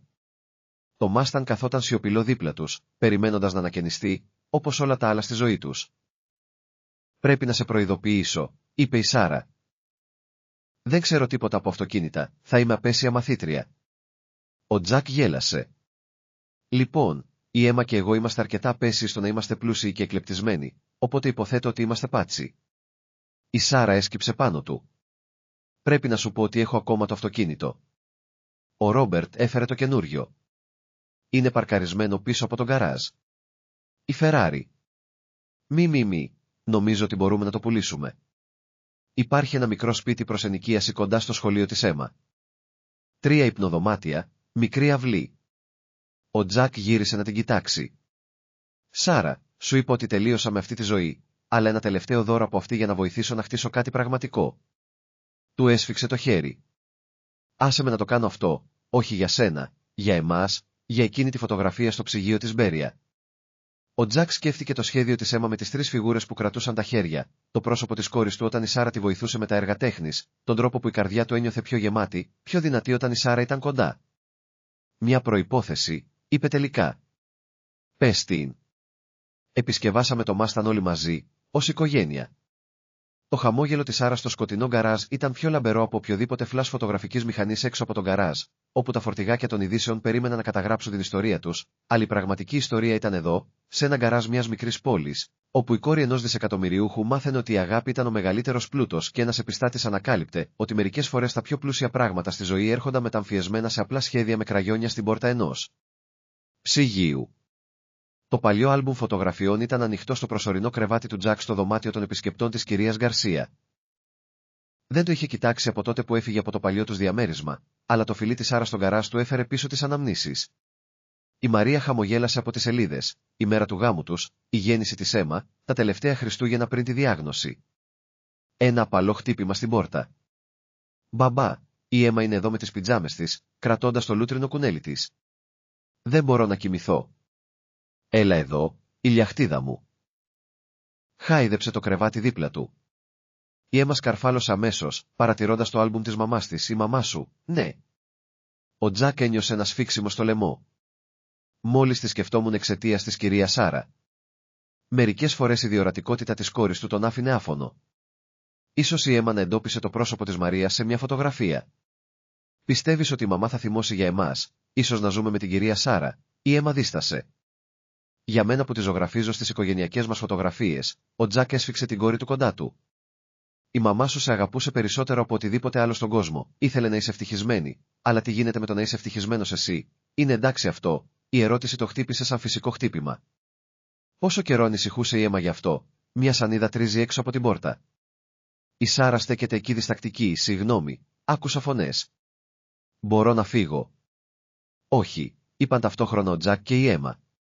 Η Σάρα μπήκε αργά, παρατηρώντας τη σκηνή. Τα μάτια της έπεσαν στο άλμπουμ με τις φωτογραφίες και κατάλαβε. «Ήταν όμορφη μέσα και έξω», είπε ο Τζακ απαλά, «σαν κάποιοι άλλοι που ξέρω». Η Έμα χάιδεψε το κρεβάτι από την άλλη πλευρά της. Η Σάρα κάθισε προσεκτικά, σεβόμενη την ευαισθησία της στιγμής. «Αυτός είναι ο γάμος τους», εξήγησε η Έμα, δείχνοντας μια φωτογραφία. «Η μαμά έφτιαξε τα λουλούδια μόνη της και αυτή είμαι εγώ ως μωρό και αυτό είναι τα τελευταία μας Χριστούγεννα», είπε με φωνή που έτρεμε ελαφρώς. Η Σάρα έβαλε τα χέρια της γύρω από τους ώμους της Έμα. «Πες μου περισσότερα για εκείνη». Την επόμενη ώρα κοίταξαν μαζί τις φωτογραφίες. Η Έμα μοιράστηκε ιστορίες, μερικές λυπηρές, οι περισσότερες χαρούμενες, αναμειγνύοντας περιστασιακά αναμνήσεις με πράγματα που της είχε πει η κυρία Γκαρσία. Ο Τζακ βρήκε τον εαυτό του να μοιράζεται και αυτός ιστορίες, όπως το ότι η Μαρία τραγουδούσε πάντα φάλτσα ενώ μαγείρευε, τα απέσια λογοπαίγνια της, ο τρόπος της να βρίσκει ελπίδα στις πιο σκοτεινές στιγμές, ακόμα και στο τέλος. Μας έκανε να υποσχεθούμε να μην σταματήσουμε να ζούμε, είπε ο Τζακ. Δεν το καταλάβαινα τότε, αλλά τώρα καταλαβαίνω. Η Σάρα ρώτησε σιγανά. Ο Τζακ κοίταξε την κόρη του που ήταν ξαπλωμένη ανάμεσα τους, εντελώς άνετη, και άκουγε τις ιστορίες για την νεκρή σύζυγό του με ευγενική και δεν μπορούσα να καταλάβω τότε και τώρα, ρώτησε η Σάρα ήσυχα. Ο Τζακ κοίταξε την κόρη του που ήταν κουλουριασμένη ανάμεσά τους, εντελώς άνετη, και τη Σάρα που άκουγε τις ιστορίες για τη μακαρίτισσα σύζυγό του με χάρη και γνήσιο ενδιαφέρον. Τώρα νομίζω ότι ήξερε κάτι που. Οι καρδιές μπορούν να μεγαλώνουν χωρίς να προδίδουν αυτό που κάποτε είχαν. Η Έμα χασμουρήθηκε. Η μαμά έλεγε ότι η αγάπη είναι σαν τον κήπο της, όσο περισσότερο μεγαλώνεις, τόσο περισσότερο υπάρχει. Η Σάρα σκούπισε τα μάτια της. Ακούγεται πολύ σοφή, η σοφότερη. Η Έμα συμφώνησε νησταγμένα. Μπορείτε να μείνετε μέχρι να κοιμηθώ, και οι δύο, κάθισαν εκεί καθώς η Έμα αποκοιμήθηκε. Το άλμπουμ με τις φωτογραφίες άνοιξε ανάμεσα τους όταν η αναπνοή της έγινε πιο βαθιά. Η Σάρα ψιθύρισε, «Σε ευχαριστώ που τη μοιράστηκες μαζί μου». «Εγώ πρέπει να σε ευχαριστήσω που καταλαβαίνεις», είπε ο Τζακ δείχνοντας την Έμα. «Την Έμα για όλα αυτά». «Δεν τη γνώρισα ποτέ», είπε η Σάρα, «αλλά τη βλέπω στην καλοσύνη της Έμα, στη δύναμή σου». Άγγιξε απαλά μια φωτογραφία. «Δεν προσπαθώ να την αντικαταστήσω». «Το ξέρω». Ο Τζακ πήρε το χέρι της. «Γράφεις ένα νέο κεφάλαιο, δεν σβήνεις τα προηγούμενα». Μιλώντας για γράψιμο, η Σάρα χαμογέλασε διστακτικά. «Πήρα τα κλειδιά για εκείνο το σπίτι σήμερα, αυτό κοντά στο σχολείο της Έμα». Η καρδιά του Τζακ χτύπησε δυνατά. Η Φεράρι πουλήθηκε γρήγορα. «Σκέφτηκα ότι ίσως αυτό το Σαββατοκύριακο, αν θέλεις, θα μπορούσαμε να το δούμε όλοι μαζί». Όλοι μας στον ύπνο. Η Έμα κράτησε το κουνελάκι της πιο σφιχτά, χαμογελώντας ελαφρά. Ο Τζακ κοίταξε την τελευταία φωτογραφία στο άλμπουμ. Η Μαρία στο μικρό κήπο τους, έγκυο στην Έμα, ακτινοβολούσε από χαρά και δυνατότητες. «Θα σε συμπαθούσε πολύ», είπε απαλά. «Το πιστεύεις, το ξέρω». Έκλεισε το άλμπουμ απαλά. «Κάνεις την κόρη της ευτυχισμένη. Κάνεις τον άντρα της να θυμάται πως να ζει, να μην της αρέσει». Η Σάρα έσκυψε το κεφάλι της στον ώμο του, προσέχοντας να μην ενοχλήσει την Έμα. Έξω, ο κόσμος περίμενε με τις περιπλοκές του και τις κάμερες, αλλά εδώ, σε ένα ήσυχο δωμάτιο με φθαρμένες φωτογραφίες και νέα όνειρα, διαφορετικά είδη αγάπης βρήκαν έναν τρόπο να συνυπάρξουν. «Το Σαββατοκύριακο ακούγεται τέλειο», ψιθύρισε ο Τζακ. «Ώρα να ξεκινήσουμε το επόμενο κεφάλαιο». Το νομικό έγγραφο έφτασε νωρίς το πρωί της Δευτέρας, μεταφερμένο από έναν από τους δικηγόρους του Ρόμπερτ. Η ψυχρή επίσημη γλώσσα του έκοψε τον κόσμο του Τζακ σαν μαχαίρι. Αίτηση για επίγουσα επανεξέταση της επιμέλειας και αμφισβήτηση της σταθερότητας στο τρέχον περιβάλλον και της έκθεσης στην εκμετάλλευση από τα ΜΜΕ. Ο detective Τσεν το εξέτασε στο σαλόνι της κυρίας Γκαρσία, το πρόσωπό της σκοτεινιάζοντας με κάθε σελίδα. «Αυτό είναι επιθετικό. Υποστηρίζουν ότι η προσοχή των μέσων ενημέρωσης και η ασταθής κατάσταση διαβίωσης δικαιολογούν άμεση παρέμβαση. Δεν μπορούν να πάρουν την Έμα», η φωνή του Τζακ ήταν βραχνή. «Δεν έχουν κανένα δικαίωμα. Έχουν χρήματα», είπε ο detective Τσεν χωρίς περιστροφές. «Και η πρόσφατη ιστορία σου τους ευνοεί. Πολλαπλές διευθύνσεις σε 2 εβδομάδες, απουσίες από τη δουλειά, απουσίες της Έμα από το σχολείο εξαιτίας τους». Η Σάρα περπατούσε νευρικά στο μικρό δωμάτιο. Ο Ρόμπερτ ήταν πίσω από αυτό, χρησιμοποιεί τις υπηρεσίες προστασίας παιδιών για να μας πιέσει. Έξω, η Έμα έπαιζε στην αυλή, αγνοώντας ευτυχώς ότι έπρεπε να δουν το καινούριο σπίτι σήμερα. Η Σάρα είχε ήδη εγγραφεί σε ένα βασικό μάθημα μηχανικής αυτοκινήτων στο κοινοτικό κολέγιο. Η ζωή προχωρούσε. «Υπάρχει μια απλή λύση», είπε ο Ρόμπερτ από την πόρτα. Κανείς δεν τον είχε ακούσει να μπαίνει. «Υπογράψτε τις προηγούμενες συμφωνίες. Επιστρέψτε στην εγκεκριμένη αφήγηση. Η Σάρα έρχεται σπίτι. Ο Κάπα Μόρισον δέχεται τη θέση στην εταιρεία. Όλα επιστρέφουν στο φυσιολογικό. Φυσιολογικό». Η φωνή της Σάρα έτρεμε, «Απειλείς να πάρεις ένα παιδί για να πάρεις αυτό που θέλεις». «Αυτό δεν είναι φυσιολογικό, Ρόμπερτ. Είναι τερατώδες. Προστατεύω το όνομα της οικογένειάς μας, την κληρονομιά μας». Ο Ρόμπερτ ίσιοσε τη γραβάτα του. «Τα ΜΜΕ ήδη ψάχνουν. Νόμιζες ότι δεν θα έβρισκαν τα ιατρικά έξοδα της Μαρίας, τους εισπράκτορες χρεών, τη δεύτερη υποθήκη?» Ο Τζακ σηκώθηκε αργά. «Άσε τη γυναίκα μου έξω από αυτό. Η γυναίκα σου έκανε επιλογές που άφησαν την Έμα ευάλωτη και τώρα κάνεις το ίδιο». Η φωνή του Ρόμπερτ μαλάκωσε με προσποιητή ανησυχία. «Το δικαστήριο θα το δει έτσι. Ένας ανήπαντρος πατέρας, βαθιά χρεωμένος, που ζει σε προσωρινή στέγη, εκθέτοντας το παιδί του σε ένα τσίρκο των μέσων ενημέρωσης, σε σύγκριση με μια σταθερή εταιρική θέση, κατάλληλη στέγη, πλήρη εκπαιδευτική υποστήριξη. Φύγε. Τα χέρια του Τζακ είχαν σφυγεί σε γροθιές. Σκέψου την αίμα. Ο Ρόμπερτ πίεσε. Τι καλύτερο για εκείνη, μια ζωή αγώνων και αβεβαιότητας ή μια ζωή αλήθειας. Η Σάρα το διέκοψε και πήγε να σταθεί δίπλα στον Τζακ. Η Έμα ξέρει ακριβώς ποιος είναι ο πατέρας της, ένας άντρας που πηδάει σε παγωμένα λίμνια για να σώσει ξένους, που κάνει 2 δουλειές χωρίς να παραπονιέται, που της μαθαίνει ότι η αγάπη είναι πιο σημαντική από τα χρήματα. Τα ωραία συναισθήματα δεν θα σταθούν στο δικαστήριο, είπε ο Detective Chen. Έχω κάποια συναισθήματα που μπορεί να θεωρηθούν παραβίαση μαρτύρων, κατάχρηση διαδικασίας, κακόβουλη χρήση παιδιού, υπηρεσίες προστασίας παιδιών, είπε χαμογελώντας ελαφρά. Έχω συγκεντρώσει αρκετά στοιχεία. Ο Κάπα Τόμψον, η πρόσωψη του Ρόμπερτ ράγισε ελαφρώς. Είστε τοπικός detective, δεν έχετε δικαιοδοσία, αλλά έχω φίλους του στην υπηρεσία White Collar. Ενδιαφέρονται πολύ για ορισμένες συναλλαγές της Thompson Herald, ειδικά για την περίοδο που εξαφανίστηκε η Σάρα. Το δωμάτιο γέμισε από σιωπή. Έξω, το γέλιο της Έμα ακουγόταν από το παράθυρο. Μπλοφάρης, είπε ο Ρόμπερτ, αλλά η αβεβαιότητα είχε εισχωρήσει στη φωνή του. Δοκίμασέ με, είπε η Detective Chen, κρατώντας το βλέμμα του. Είσαι συνηθισμένος να εξαγοράζεις ή να εκφοβίζεις για να ξεφύγεις από τα προβλήματα, αλλά κάποια πράγματα δεν μπορούν να ελεγχθούν, μερικοί άνθρωποι δεν μπορούν να εξαγοραστούν, είπε ο Ρόμπερτ. Η φωνή της Σάρα ήταν ξαφνικά απαλή. Θυμάσαι εκείνο το καλοκαίρι στο σπίτι στη λίμνη, πριν η εταιρεία του πατέρα μας γίνει δημόσια, ο αδελφός της φήνκτηκε. Ήμασταν ευτυχισμένοι τότε, αληθινά. Μου έμαθες να πετάω πέτρες στο νερό, θυμάσαι, χωρίς μετόχους να μας παρακολουθούν, χωρίς εικόνα να διατηρήσουμε, μόνο ένας αδελφός και μια αδελφή που παίζανε δίπλα στο νερό. Ήταν πολύ καιρό πριν, αλλά ήταν αληθινό, όπως είναι αληθινό αυτό που έχω με τον Τζακ και την Έμα. Η Σάρα πλησίασε τον αδελφό της. Βοήθησε με να κρατήσω κάτι αληθινό, Ρόμπερτ, σε παρακαλώ. Ο Τζακ παρακολουθούσε το πρόσωπο του Ρόμπερτ καθώς κάτι άλλαξε πίσω από την εταιρική του μάσκα, ίσως μια ανάμνηση ή μια αναγνώριση. Ο ισχυρός Τόμψον φαινόταν ξαφνικά κουρασμένος. Το Διοικητικό Συμβούλιο συνεδριάζει αύριο, είπε ήσυχα. Θα θέλουν απαντήσεις. Πες τους την αλήθεια, είπε η Σάρα. Η τέλεια εταιρική πριγκίπισσα τους βρήκε κάτι καλύτερο από δισεκατομμυριούχες συμφωνίες. Βρήκε μια οικογένεια. Ο Ρόμπερτ κοίταξε την αίτηση επιμέλεια στα χέρια του και μετά το παράθυρο, όπου το γέλιο της Έμα ακόμα ηχούσε. Αργά και σκόπιμα, έσκησε το έγγραφο στη μέση. Τα μέσα ενημέρωσης θα συνεχίσουν να μιλάνε, προειδοποίησε. Αστά, είπε ο Τζακ. Δεν έχουμε τίποτα να κρύψουμε. Ο Ρόμπερτ τους κοίταξε και τους δύο για μια μακρά στιγμή. Θα πρέπει να κάνω μερικά τηλεφωνήματα. Οι εταιρείες μισούν την αβεβαιότητα περισσότερο από τις κακές ειδήσεις. Γύρισε να φύγει και δεν έχουμε τίποτα να κρύψουμε. Ο Ρόμπερτ τους κοίταξε και τους δύο για μια μακρά στιγμή. Θα πρέπει να κάνω μερικά τηλεφωνήματα. Οι εταιρείες μισούν την αβεβαιότητα περισσότερο από τις κακές ειδήσεις, είπε και γύρισε να φύγει, αλλά σταμάτησε. Σάρα, ναι, εκείνο το σπίτι στη λίμνη. Θυμάμαι ότι οι πέτρες έπρεπε να είναι επίπεδες, δεν μπορούσες ποτέ να βρεις τις κατάλληλες. Ένα χαμόγελο τρεμόπαιξε στα χείλη της Σάρα.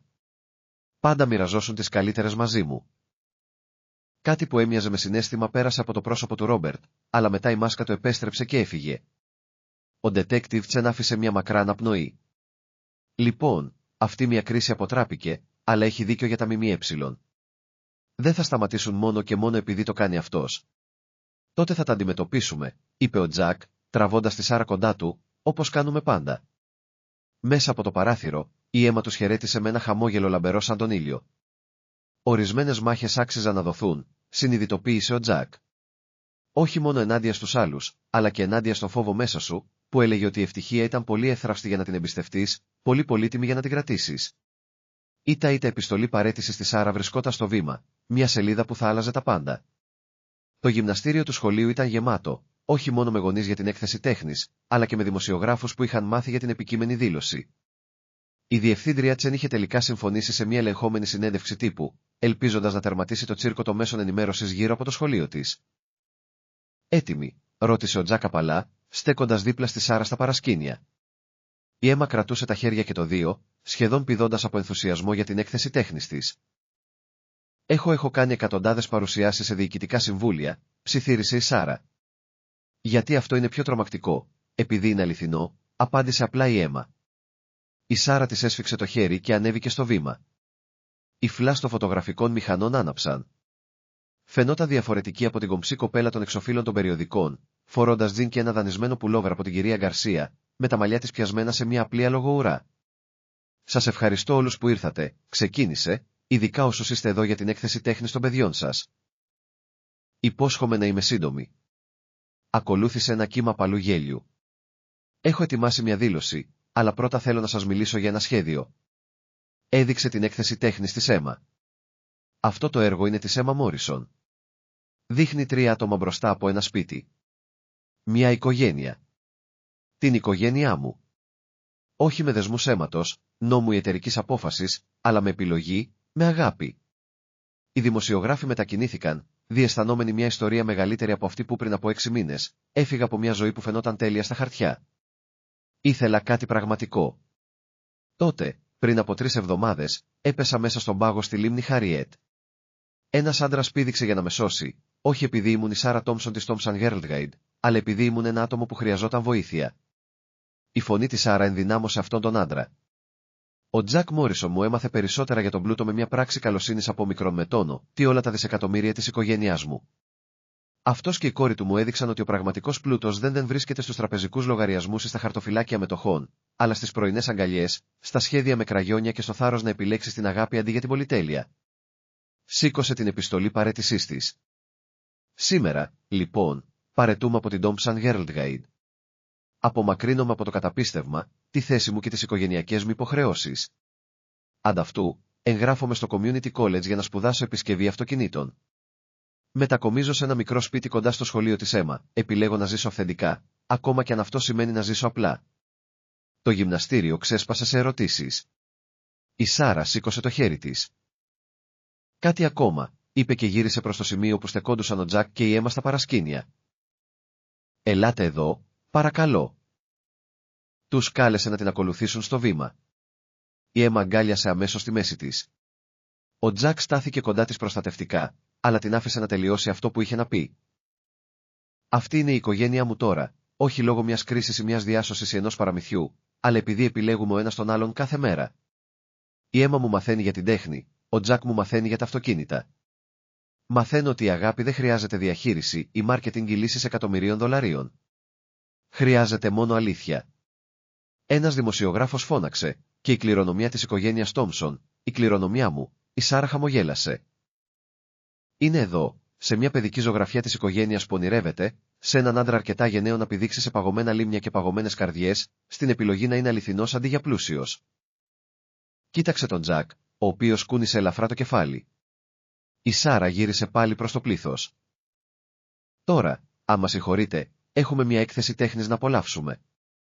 Η κόρη μου δούλεψε πολύ σκληρά για το project της και υποσχέθηκα να της αγοράσω ζεστή σοκολάτα από το περίπτερο του Συλλόγου Γονέων και Κηδεμόνων μετά. Η λέξη «κόρη» σίγησε την αίθουσα. Τότε, από το βάθος, κάποιος άμα συγχωρείτε, έχουμε μια έκθεση τέχνης να απολαύσουμε. Οι κόρες μου δούλεψαν πολύ σκληρά για το project της και υποσχέθηκα να της αγοράσω ζεστή σοκολάτα από το περίπτερο του Συλλόγου Γονέων και Κηδεμόνων μετά. Η λέξη «κόρη» σίγησε την αίθουσα. Τότε, από πίσω, κάποιος άρχισε να χειροκροτάει, άλλοι τον ακολούθησαν και σύντομα ολόκληρο το γυμναστήριο βούιζε από χειροκροτήματα, όχι για τη δισεκατομμυριούχο, αλλά για τη γυναίκα που ήταν αρκετά γενναία να απομακρυνθεί από δισεκατομμύρια για την αγάπη. Καθώς τα χειροκροτήματα συνεχίζονταν, ο Τζακ έσκυψε κοντά της και της ψιθύρισε, την αποκάλεσε κόρη σου. Είναι εντάξει αυτό, η Σάρα ψιθύρισε πίσω, μπορώ να σε αποκαλώ μαμά, όχι αντί για τη μαμά στον ουρανό, αλλά σαν μαμά στη γη. Η Σάρα γονάτισε στο ύψος των ματιών της Έμα, αδιαφορώντας για τις κάμερες που συνέχιζαν να αναβοσβήνουν. Θα ήταν τιμή μου, αλλά μόνο αν είσαι έτοιμη. Η απάντηση της Έμα ήταν μια σφιχτή αγκαλιά που έλεγε περισσότερα από μικρόν με τόνο, τι θα μπορούσαν ποτέ να πουν τα λόγια. Ο Τζακ τις βοήθησε και τις δύο να σηκωθούν και μαζί γύρισαν προς την έκθεση τέχνης της Έμα. Ένα αριστούργημα με κραγιόν, 3 φιγούρες που κρατούσαν τα χέρια μπροστά από ένα μικρό σπίτι. Πάνω τους, 2 γη μοιράζονταν τον ουρανό. Ο ένας έγραφε «Μαμά» και παρακολουθούσε από τον ουρανό, ενώ ο άλλος απλά έγραφε «Μαμά». Οι κάμερες τα κατέγραψαν όλα, αλλά για μια φορά ούτε ο Τζακ, ένα αριστούργημα με κραγιόνια που απεικόνιζε 3 φιγούρες να κρατιούνται χέρι-χέρι μπροστά από ένα μικρό σπίτι. Πάνω τους, δύο γη μοιράζονταν τον ουρανό, ο ένας με την επιγραφή «Μαμά που παρακολουθεί από τον ουρανό» και ο άλλος απλά «Μαμά». Οι κάμερες τα κατέγραψαν όλα, αλλά για μια φορά ούτε ο Τζακ ούτε η Σάρα πείραξαν. Κάποιες στιγμές αξίζουν να τις ζήσεις, κάποιες αλήθειες πρέπει να τις μοιραστείς, κάποια αγάπη αλλάζει τα πάντα. Η αίτηση για το δάνειο για μικρές επιχειρήσεις βρισκόταν μισοσυμπληρωμένη στο πάγκο της καινούριας κουζίνας τους, δίπλα σε δείγματα χρωμάτων και σχέδια ανακαίνησης. Ο Τζακ κοίταζε την ενότητα, προηγούμενη εμπειρία, με το στυλό να αιωρείται αβέβαιο. «Άσε τα όλα κάτω», είπε η Σάρα, πλησιάζοντας από πίσω του με καφέ. «Κάθε αυτοκίνητο που έχεις φτιάξει, κάθε δουλειά που έχεις κάνει στον γκαράζ, δεν είναι ακριβώς εταιρική εμπειρία, είναι καλύτερο», είπε και το φίλησε στο μάγουλο. «Είναι πραγματική εμπειρία». Ο πρωινός ήλιος έλαμπε μέσα από το παράθυρο της κουζίνας τους, που ήταν ακόμα χωρίς κουρτίνες, αλλά η Έμα είχε σχέδια για χειροποίητες κουρτίνες με βαφή υφάσματος και φιλόδοξα σχέδια. Το σπίτι ήταν μικρό για τα πρότυπα των Ντόμψον, αλλά τέλειο για τα δικά τους. 3 υπνοδωμάτια, μια αυλή για το μελλοντικό κήπο της Έμα και, το πιο σημαντικό, ένα γκαράζ 2 αυτοκινήτων που ο Τζακ μετέτρεπε σε ένα κανονικό συνεργείο αυτοκινήτων. Το πρωί η Έμα μπήκε ήδη ντυμένη για το σχολείο. «Μπορούμε να δουλέψουμε στο Μάσταν μετά τα μαθήματά μου σήμερα. Έχεις το μάθημα της τέχνης», της υπενθύμησε ο Τζακ. «Μετά, η μαμά μαθαίνει για τους καρμπυρατές στο μάθημά της, μπορεί να μας τα εξηγήσει». Η Σάρα γέλασε. «Μπορώ να προσπαθήσω, αν και χθες έμαθα κυρίως πώς να το προφέρω σωστά». Η κανονικότητα της στιγμής χτύπησε ξαφνικά τον Τζακ. Η κόρη του έτρωγε πρωινό, η Σάρα ετοίμαζε το μεσημεριανό για όλους, ο γνωστός ρυθμός ενός οικογενειακού πρωινού, ακόμη και οι δημοσιογράφοι που παρέμεναν έξω είχαν μειωθεί σε έναν περιστασιακό φωτογράφο. Η Έμα πήδηξε. «Ξέχασα να σου πω ότι ο Ρόμπερτ θα έρθει στην παρουσίασή μου». Ο Τζακ και η Σάρα αντάλλαξαν ματιές. Μετά τη συνέντευξη τύπου, ο Ρόμπερτ είχε διατηρήσει μια προσεκτική απόσταση, αν και είχε αρχίσει να στέλνει στην Έμα μικρά δώρα, κυρίως είδη ζωγραφικής, με σημειώματα υπογεγραμμένα «Θείος Ρόμπερτ». «Τηλεφώνησε χθες το βράδυ», συνέχισε η Έμα. «Θέλει να δει το project μου για τους διαφορετικούς τύπους οικογενειών και εσύ είσαι εντάξει με αυτό?» Η Σάρα ρώτησε προσεκτικά. Η Έμα κούνησε το κεφάλι. «Προσπαθεί να καταλάβει, όπως είπες, και δίστασε». Του είπα ότι μπορεί να μπει στο οικογενειακό μου δέντρο ως θείος. «Είναι εντάξει αυτό», τα μάτια της Σάρα γέμισαν δάκρυα. «Είναι περισσότερο από εντάξει, γλυκιά μου». Χτύπησε το κουδούνι της πόρτας. Η κυρία Γκαρσία και ο Πάμπλο, ακριβώς την ώρα τους για το κόρπουλ. Κάποια πράγματα δεν έχουν αλλάξει, απλά έχουν γίνει πιο πλούσια με τις νέες προσθήκες. Αφού έφυγε η Έμα, ο Τζακ επέστρεψε στην αίτηση δανείου. Η Σάρα τον παρακολουθούσε να δουλεύει, πίνοντας τον καφέ της. «Ξέρεις», είπε άνετα, «ο πρώτος μου μισθός από το βιβλιοπωλείο έρχεται την επόμενη εβδομάδα». Ο Τζακ σήκωσε το βλέμμα. «Σάρα, δεν χρειάζεται να δουλεύεις». «Ναι, πρέπει, γιατί το θέλω, γιατί νιώθω καλά», είπε. Κάθισε δίπλα του. «Και γιατί αυτό το μαγαζί θα είναι οικογενειακή επιχείρηση, όλοι μας είμαστε πραγματικά σοβαροί για τα μαθήματα μηχανικής». «Ναι, αν και μπορεί να είμαι η πρώτη μαθήτρια στην ιστορία που ενθουσιάζεται με το να αναγνωρίζει με επιτυχία ένα κλειδί». Ο Τζακ γέλασε και μετά σοβαρεύτηκε. «Ξέρεις, αυτή η ζωή δεν θα είναι πάντα εύκολη. Θα υπάρχουν λογαριασμοί και χαλασμένες συσκευές και τα συνηθισμένα προβλήματα των ανθρώπων». «Καλά, Σάρα», πήρε το χέρι του. «Τα συνηθισμένα προβλήματα σημαίνουν και συνηθισμένες χαρές, όπως το να μαθαίνεις την Έμα να αλλάζει λάδια, όπως το να σε βλέπω να φτιάχνεις κάτι που είναι πραγματικά δικό σου», όπως χαμογέλασε, όπως το να σε φιλήσει επιτέλους χωρίς κάμερες να παρακολουθούν. Ο Τζακ άφησε κάτω το στυλό του. «Αυτό ακούγεται πολύ καλό». Το φιλί τους διακόπηκε από ένα χτύπημα στην πόρτα. Η detective στεκόταν εκεί κρατώντας ένα φάκελο. «Τα τελευταία έγγραφα», είπε. «Νομική αλλαγή ονόματος για τη Σάρα, ενημέρωση των επαφών έκτακτης ανάγκης του σχολείου για την Έμα, κοινή αίτηση για άδεια λειτουργίας επιχείρησης». Χαμογέλασε. «Σκέφτηκα ότι ίσως θα θέλετε αυτά πριν ο Ρόμπερτ έρθει να τα δει, για να είναι όλα επίσημα, καθώς εξέταζαν τα έγγραφα». Ένα αυτοκίνητο μπήκε στο δρομάκι τους. Ο Μίγιο τα κάπα από τον γκαράζ πήρε τα ανταλλακτικά που ήθελες, αφεντικό. Φώναξε, αν και εξακολουθώ να λέω ότι είσαι τρελός που φεύγεις για να ανοίξεις το δικό σου μαγαζί. «Δεν είμαι τρελός», είπε ο Τζακ, απλά έτοιμος. Ο Μάικ κούνησε το κεφάλι, αλλά χαμογελούσε. «Λοιπόν, όταν χρειαστείς ένα ζευγάρι χέρια παραπάνω, θα είσαι ο πρώτος μας υπάλληλος», υποσχέθηκε η Σάρα. Αφού έφυγαν όλοι, ο Τζακ και η Σάρα στάθηκαν στη μικρή κουζίνα τους κοιτάζοντας τη στίβα χαρτιών που αντιπροσώπευαν τη νέα του ζωή. Αιτήσεις δανείων, άδειες λειτουργίας, νομικά έγγραφα, το καθένα ένα βήμα μακριά από τον παλιό τους κόσμο, ένα βήμα προς κάτι που χτίζανε μαζί, έτοιμοι γι' αυτό, ρώτησε ο Τζακ. Η Σάρα πήρε ένα κλειδί από τον μπάγκο που είχε συνηθίσει να κουβαλάει ένα μαζί της, εξασκώντας τη σωστή λαβή, έτοιμη για τα πάντα. Τα έγγραφα υιοθεσίας ήταν ανοιχτά στο τραπέζι της κουζίνας, δίπλα στο Family Tree Project. Η Σάρα κοίταζε τα έντυπα, με το χέρι της να τρέμει ελαφρώς καθώς κρατούσε το στυλό.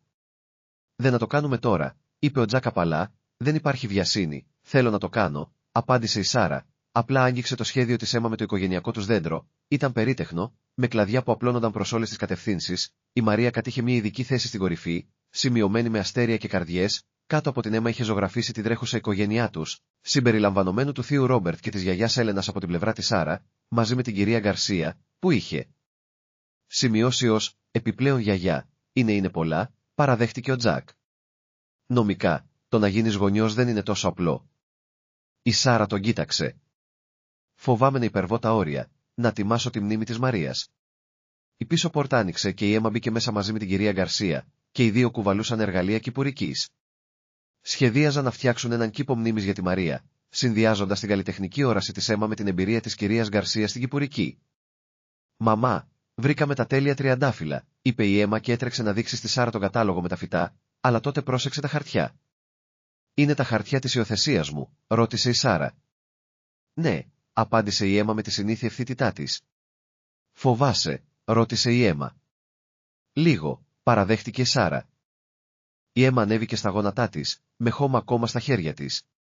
«Όταν φοβόμουν να σε αποκαλέσω μαμά, ξέρεις τι με βοήθησε», κάτι που έλεγε η μαμά για τον κήπο της. «Τι ήταν αυτό? Όσο περισσότερα λουλούδια φυτεύεις, τόσο πιο όμορφος γίνεται ο κήπος. Το να προσθέτεις καινούρια δεν κάνουν τα παλιά λιγότερο ξεχωριστά». Η Σάρα την αγκάλιασε σφιχτά, χωρίς να την νοιάζει η βρωμιά. «Πότε έγινες τόσο σοφή? Το πήρε και από τις δύο μητέρες της», είπε η κυρία Γκαρσία σκουπίζοντας τα μάτια της με την ποδιά της. Η μπροστινή πόρτα χτύπησε. Ο Ρόμπερτ έφτασε νωρίς για το οικογενειακό δείπνο. Άρχισε να έρχεται τακτικά, μαθαίνοντας σιγά σιγά να αφήνει τον κόσμο των επιχειρήσεων έξω από την πόρτα. Σήμερα κουβαλούσε ένα μεγάλο φάκελο. «Σκέφτηκα ότι μπορεί να τα χρειαστείς», είπε, ασυνήθιστα διστακτικός. «Η μαμά ήθελε να τα έχεις», είπε. Μέσα υπήρχαν παιδικές φωτογραφίες της Σάρα, από ρεσιτάλ μπαλέτου, πάρτι γενεθλίων, ήσυχες στιγμές που είχε απαθανατήσει η Έλενα Τόμψον, και ένα σημείωμα με κομψό γραφικό χαρακτήρα για το οικογενειακό δέντρο της αίμα, με την αφιέρωση, με αγάπη, η γιαγιά. Τα δάκρυα της Σάρα έτρεχαν τώρα ελεύθερα. «Πώς είναι τώρα? Η θεραπεία τη βοηθάει? Μιλάει για επίσκεψη? Αν είναι εντάξει?» «Φυσικά και είναι», απάντησε ο Τζακ, εκπλήσοντας τον εαυτό του με την ειλικρίνεια του. «Η οικογένεια είναι οικογένεια». Αίμα είχε ήδη ενσωματώσει τις νέες φωτογραφίες στο project της. «Κοίτα, μωρό μου, η μαμά με κοτσίδες». «Θεέ μου», γέλασε η Σάρα μέσα από τα δάκρυά της. «Όχι η φάση με τις κοτσίδες. Έχω και μερικές παλιές φωτογραφίες της Μαρίας», είπε η κυρία Γκαρσία, «από όταν μετακόμισαν εδώ». Η Αίμα ήταν μωρό. Μαζεύτηκαν γύρω από το τραπέζι, ο Τζακ, η Σάρα, η Αίμα, ο Ρόμπερτ και η κυρία Γκαρσία, περνώντας τις φωτογραφίες από χέρι σε χέρι και μοιράζοντας ιστορίες. Χτίζοντας γέφυρες μεταξύ του παρελθόντος και του παρόντος, τα έγγραφα υιοθεσίας περίμεναν υπομονετικά. Τελικά, η Αίμα πήρε το στυλό και το έδωσε στη Σάρα. «Ξέρεις τι άλλο έλεγε η μαμά? Η αγάπη είναι το μόνο πράγμα που μεγαλώνει όταν το μοιράζεσαι». Η Σάρα πήρε το στυλό. Η υπογραφή της δεν ήταν πια η καθαρή εταιρική υπογραφή που χρησιμοποιούσε σε συμβόλαια δισεκατομμυρίων δολαρίων, αλλά κάτι πιο απαλό, πιο αληθινό, όπως η καρδιά της. Ο Τζακ υπέγραψε μετά, και η Αίμα πρόσθεσε τη δική της προσεκτική υπογραφή ως μάρτυρας. Ο Ρόμπερτ, που εξακολουθούσε να είναι συμβολεογράφος παρά το γεγονός ότι είχε αποσυρθεί από τις ενεργές δραστηριότητες της Τόμψαν, το έκανε επίσημο. «Συγχαρητήρια», είπε επίσημα και μετά χαμογέλασε, κάτι που σπάνια έκανε. «Πάντα ήθελα να γίνω θείος». Η κυρία Γκαρσία είχε ήδη καλέσει τον Πάμπλο να φέρει προμήθειες για τον εορτασμό. Αίμα έτρεξε να προσθέσει τις τελευταίες πινελιές στο οικογενειακό της δέντρο, που τώρα ήταν πλήρες με την επίσημη ημερομηνία υιοθεσίας. Η Σάρα έσκυψε πάνω στον Τζακ και παρακολουθούσε την κόρη τους να δουλεύει. «Σε ευχαριστώ», ψιθύρισε, που με δεχτήκατε στην οικογένειά σας, που με βοηθήσατε να χτίσω μια νέα», καθώς έδειξε την πολυάσχολη κουζίνα, όπου ο Ρόμπερτ μάθε να δέξει αναστρώνει έναν επίσημο τραπέζι υπό τις οδηγίες της κυρίας Γκαρσία. «Για όλα αυτά», ο Τζακ τη φίλησε στο μέτωπο. «Σε ευχαριστώ που μπήκε στη ζωή μας, που αγαπάς την Αίμα, που μας επιλέγεις κάθε μέρα». Η καλύτερη πτώση που έκανα ποτέ, μουρμούρισε η Σάρα σε εκείνο το λίμνη, στην αγάπη, στην πραγματική ζωή. Η Έμα επέστρεψε τρέχοντας με το ολοκληρωμένο οικογενειακό της δέντρο. Κοίτα, τώρα είναι τέλειο και δεν ήταν επειδή ήταν συμμετρικό ή παραδοσιακό ή όπως το είχαν φανταστεί οι δύο τους, αλλά επειδή ήταν αληθινό. Κάθε κλαδί, κάθε όνομα, κάθε σύνδεση που είχε κερδιθεί με αγάπη, ενισχυμένη από την επιλογή, γινόταν κάθε μέρα πιο δυνατή. Το αναμνηστικό παγκάκι είχε θέα στη λίμνη Χάριετ, με την οριχάλκινη πλάκα του να αντανακλά το ανοιξιάτικο φως του ήλιου, όπου κάθε τέλος είναι μια αρχή. Η Σάρα χάιδεψε με τα δάχτυλά της την επιγραφή, ενώ η Έμα τακτοποιούσε λουλούδια στη βάση του, τριαντάφυλλα από τον κήπο μνήμης της Μαρίας αναμεμειγμένα με αγριολούλουδα που είχαν μαζέψει εκείνο το πρωί. Δύσκολο να το πιστέψεις, είπε ο Τζακ καθισμένος δίπλα τους, η λίμνη λάμπει ειρηνικά, ο πάγος έχει λιώσει, ο χειμώνας είναι μόνο μία ανάμνηση, το πρόσφατα ανακαινισμένο μάσταν τους ήταν παρκαρισμένο κοντά, το πρώτο τους ολοκληρωμένο οικογενειακό έργο, η Έμα είχε βοηθήσει στο τρίψιμο και το βάψιμο, μαθαίνοντας για τα αυτοκίνητα μαζί με τη Σάρα. Το μπλε χρώμα Cavalry ήταν η επιλογή της, που είχαν εγκρίνει και οι τρεις τους, μαζεμένοι πάνω από τα δείγματα χρωμάτων στον γκαράζ τους, το κατάστημα. Ανοίγει την επόμενη εβδομάδα, σκέφτηκε η Σάρα παρακολουθώντας μια οικογένεια παπιών να γλιστράει δίπλα στο Μόρασαν και το Family Auto Repair. Είσαι νευρική, ρώτησε η Έμα, καθισμένη ανάμεσα του στον πάγκο. Τρομοκρατημένη, παραδέχτηκε η Σάρα, αλλά με τον καλό τρόπο, όπως όταν πηδάς σε μια παγωμένη λίμνη για να σώσεις κάποιον που αγαπάς. Ο Τζακ της πήρε το χέρι. Θυμάμαι ότι εγώ έκανα το άλμα και τώρα μου έρχεται η σειρά να ανταποδώσω τη χάρη. Διαφορετικός τύπος διάσωσης, ίδια αρχή. Η Σάρα του έσφιξε τα δάχτυλα και, μιλώντας γι' αυτό, έβαλε το χέρι της στο μπουφάν της, που δεν ήταν πια επώνυμο, αλλά άνετο και λερωμένο με λάδια από τη δουλειά του στο μάσταν. Το μικρό βελούδινο κουτί που έβγαλε έκανε τον Τζακ να κρατήσει την αναπνοή του. Σάρα, είναι η σειρά μου να φάνω γενναία, είπε ανοίγοντας το κουτί και αποκαλύπτοντας ένα απλό χρυσό δαχτυλίδι. Ξέρω ότι δεν είναι αυτό που είμαι συνηθισμένη να δίνω. Η παλιά μου θα είχε αγοράσει ένα κοσμηματοπωλείο, αλλά αυτό το αγόρασα με τον πρώτο μου πλήρη μισθό από το βιβλιοπωλείο, γιατί ήθελα να είναι αληθινό, όπως εμείς.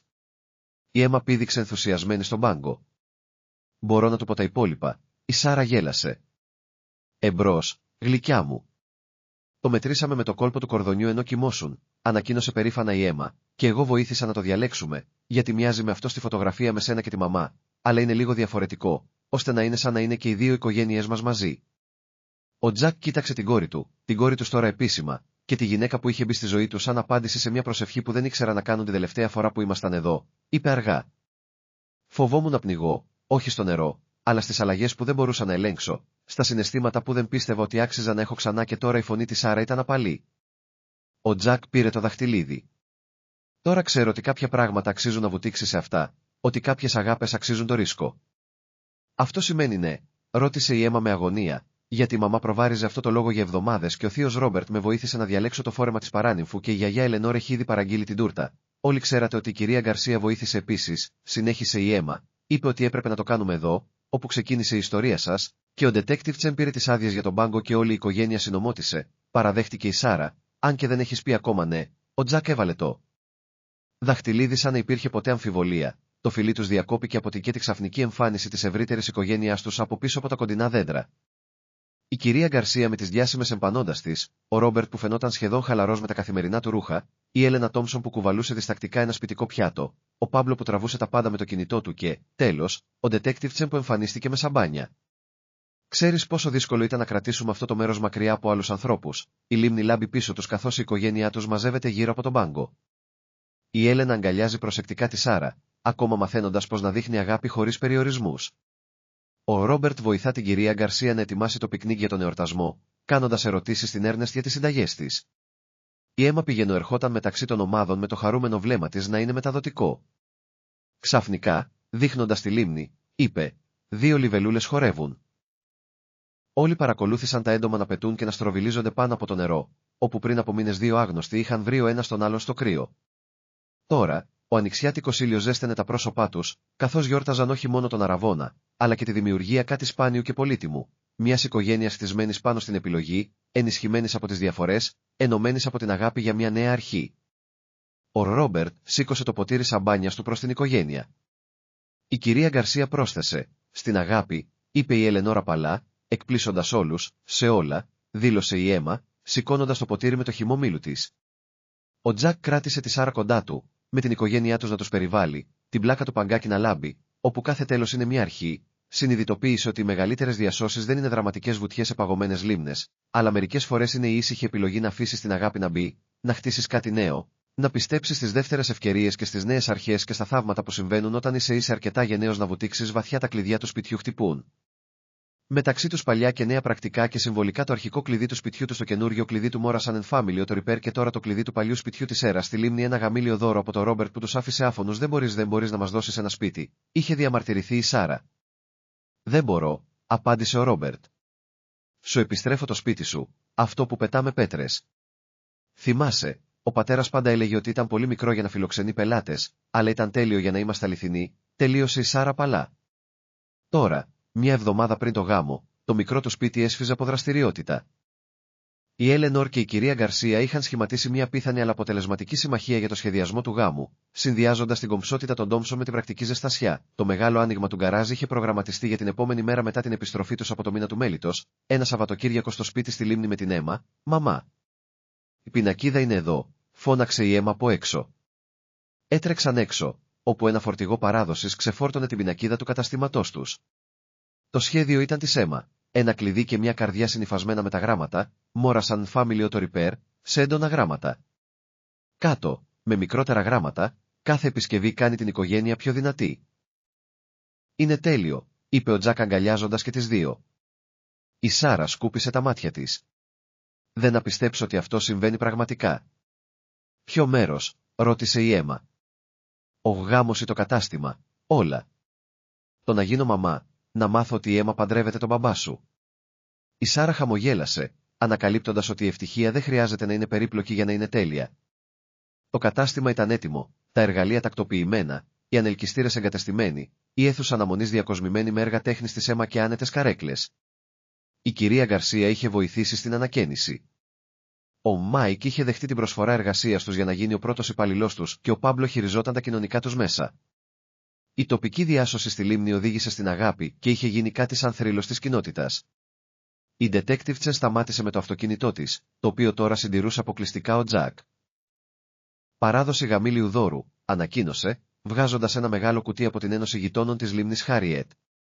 Μέσα υπήρχε ένα χειροποίητο πάπλωμα. Κάθε τετράγωνο είχε συνεισφέρει ένας διαφορετικός γείτονας με εικόνες από την ιστορία τους, τη διάσωση στη λίμνη, το μάσταν της Έμα, το νέο τους κατάστημα, όλα ραμμένα με προσοχή και αγάπη από την κοινότητα. «Είμαστε σε ένα πάπλωμα», είπε η Έμα, είμαστε επίσημα μέρος της ιστορίας. Η Ελανάρ έφτασε στη συνέχεια με λεπτομέρειες για το γάμο για να τις εξετάσει. Είχε μάθει να χτυπάει την πόρτα αντί να εμφανίζεται απλά, να ρωτάει αντί να υποθέτει, να αγαπά την κόρη της για αυτό που ήταν και όχι για αυτό που είχε σχεδιάσει να γίνει. «Τα λουλούδια από τον κήπο της Μαρίας είναι τέλεια για το μπουκέτο», είπε, και ο Ρόμπερτ βρήκε τρόπο να μεταδώσει την τελετή στο δωμάτιο του νοσοκομείου του πατέρα σου, Σάρα. «Η καρδιά του γίνεται πιο δυνατή, όπως όλα τα άλλα», είπε η Σάρα, σφίγγοντας το χέρι του Τζακ. Μαζεύτηκαν γύρω από το τραπέζι της κουζίνας. Η Έλενα με τον ηφικό της, η Έμα με τα σχέδια για τα φορέματα των κοριτσιών, η κυρία Γκαρσία που έφερε φρέσκες εμπανώντας, ο Ρόμπερτ που έφτασε αργά με δείγματα χρωμάτων για το Lake House. Η οικογένεια σε όλη της την όμορφη πολυπλοκότητα. «Έχω κάτι για το γάμο», ανακοίνωσε η Έμα. Πήρε τα υλικά ζωγραφικής της και ένα μεγάλο χαρτί στο οποίο είχε ζωγραφίσει την ιστορία τους από τη διάσωση στη λίμνη μέχρι τώρα, αλλά με ένα κενό πλαίσιο στο τέλος. «Αυτό είναι για μετά το γάμο», εξήγησε, για ομικρόν με τόνο τι συμβεί μετά, γιατί η ιστορία μας δεν έχει τελειώσει ακόμα, ούτε καν πλησιάζει, υποσχέθηκε ο Τζακ. Η Σάρα μελέτησε το σχέδιο. «Ξέρεις τι μου αρέσει περισσότερο σε αυτό? Δεν υπάρχουν δισεκατομμύρια, δεν υπάρχουν εταιρικές συμφωνίες, δεν υπάρχουν φανταχτερά πράγματα, μόνο εμείς που ζούμε, αγαπάμε, είμαστε αληθινοί». Μιλώντας για αληθινά, ο Ρόμπερτ παρενέβη. Το Διοικητικό Συμβούλιο της Thomson Gerald Guide ενέκρινε επίσημα την πρωτοβουλία κοινοτικής επένδυσης που πρότεινες, Σάρα, επιχορηγήσεις για μικρές επιχειρήσεις που εστιάζουν σε οικογενειακές, όπως εμείς, είπε η Έμα με υπερηφάνεια, όπως εσύ, Ρόμπερτ. «Συμφώνησα, αν και δεν το άκουσες από μένα, η αίτησή σου φαίνεται πολύ ελπιδοφόρα». Ο Τζακ άρχισε να διαμαρτύρεται, αλλά η Σάρα το σταμάτησε. «Δεν είναι φιλανθρωπία αν το κερδίσουμε και θα το κερδίσουμε». Τα κλειδιά χτύπησαν ξανά καθώς ο Τζακ τα έβγαλε, αρχίζοντας να χωρίζει τα κλειδιά του καταστήματος για τις προετοιμασίες της επόμενης μέρας. Το χέρι της Έμα κάλυψε το δικό του. «Κράτα τα μαζί», είπε, «όπως εμείς». Μέσα από το παράθυρο μπορούσαν να δουν την πινακίδα του καταστήματος του αν να τοποθετείται. η καρδιά και το κλειδί έπιαναν το φως του ήλιου, ρίχνοντας ενωμένες σκιές μέσα στην οικογένειά τους. Συνέχιζαν να σχεδιάζουν έναν γάμο, μια επιχείρηση, ένα μέλλον, ενώ η Έμα δούλευε στο επόμενο σχέδιό της. Η Σάρα τους παρακολουθούσε όλους αυτούς τους ανθρώπους που της είχαν διδάξει ότι ο πραγματικός πλούτος δεν μετριέται σε δολάρια. Ο Τζακ που είχε πηδήξει σε παγωμένο νερό και είχε λιώσει παγωμένες καρδιές. Η Έμα που της είχε δείξει ότι η αγάπη πολλαπλασιάζεται και δεν διαιρείται ποτέ. Ακόμα και ο Ρόμπερτ που είχε μάθει ότι η δύναμη δεν είναι πάντα θέμα ελέγχου. «Πένι, τι σκέφτεσαι?» ρώτησε ο Τζακ απαλά. Η Σάρα σήκωσε τα χέρια της, λερωμένα από γράσο, ακόμα κομψά, αλλά τώρα σημαδεμένα από την τίμια δουλειά. «Απλά σκέφτομαι διαφορετικά είδη πλούτου και πως μερικές φορές πρέπει να χάσεις τα πάντα για να βρεις αυτό που πραγματικά χρειάζεσαι». «Πολύ βαθύ, μαμά», την πείραξε η Έμα, προσθέτοντας ένα άλλο πλαίσιο στο σχέδιό της. «Αλλά θα αργήσεις για το μάθημα μηχανικής», γέλασε η Σάρα μαζεύοντας τα βιβλία της. «Θεός φυλάξει, επιτέλους μαθαίνω για τις μεταδόσεις, αυτό είναι το κορίτσι μου», είπε με υπερηφάνεια ο Τζάκι και η καρδιά της Σάρα χτύπησε δυνατά από το πόσο φυσικά το είπε, πόσο τέλεια ταιριάζει σε αυτή τη ζωή που δεν ήξερε ότι χρειαζόταν.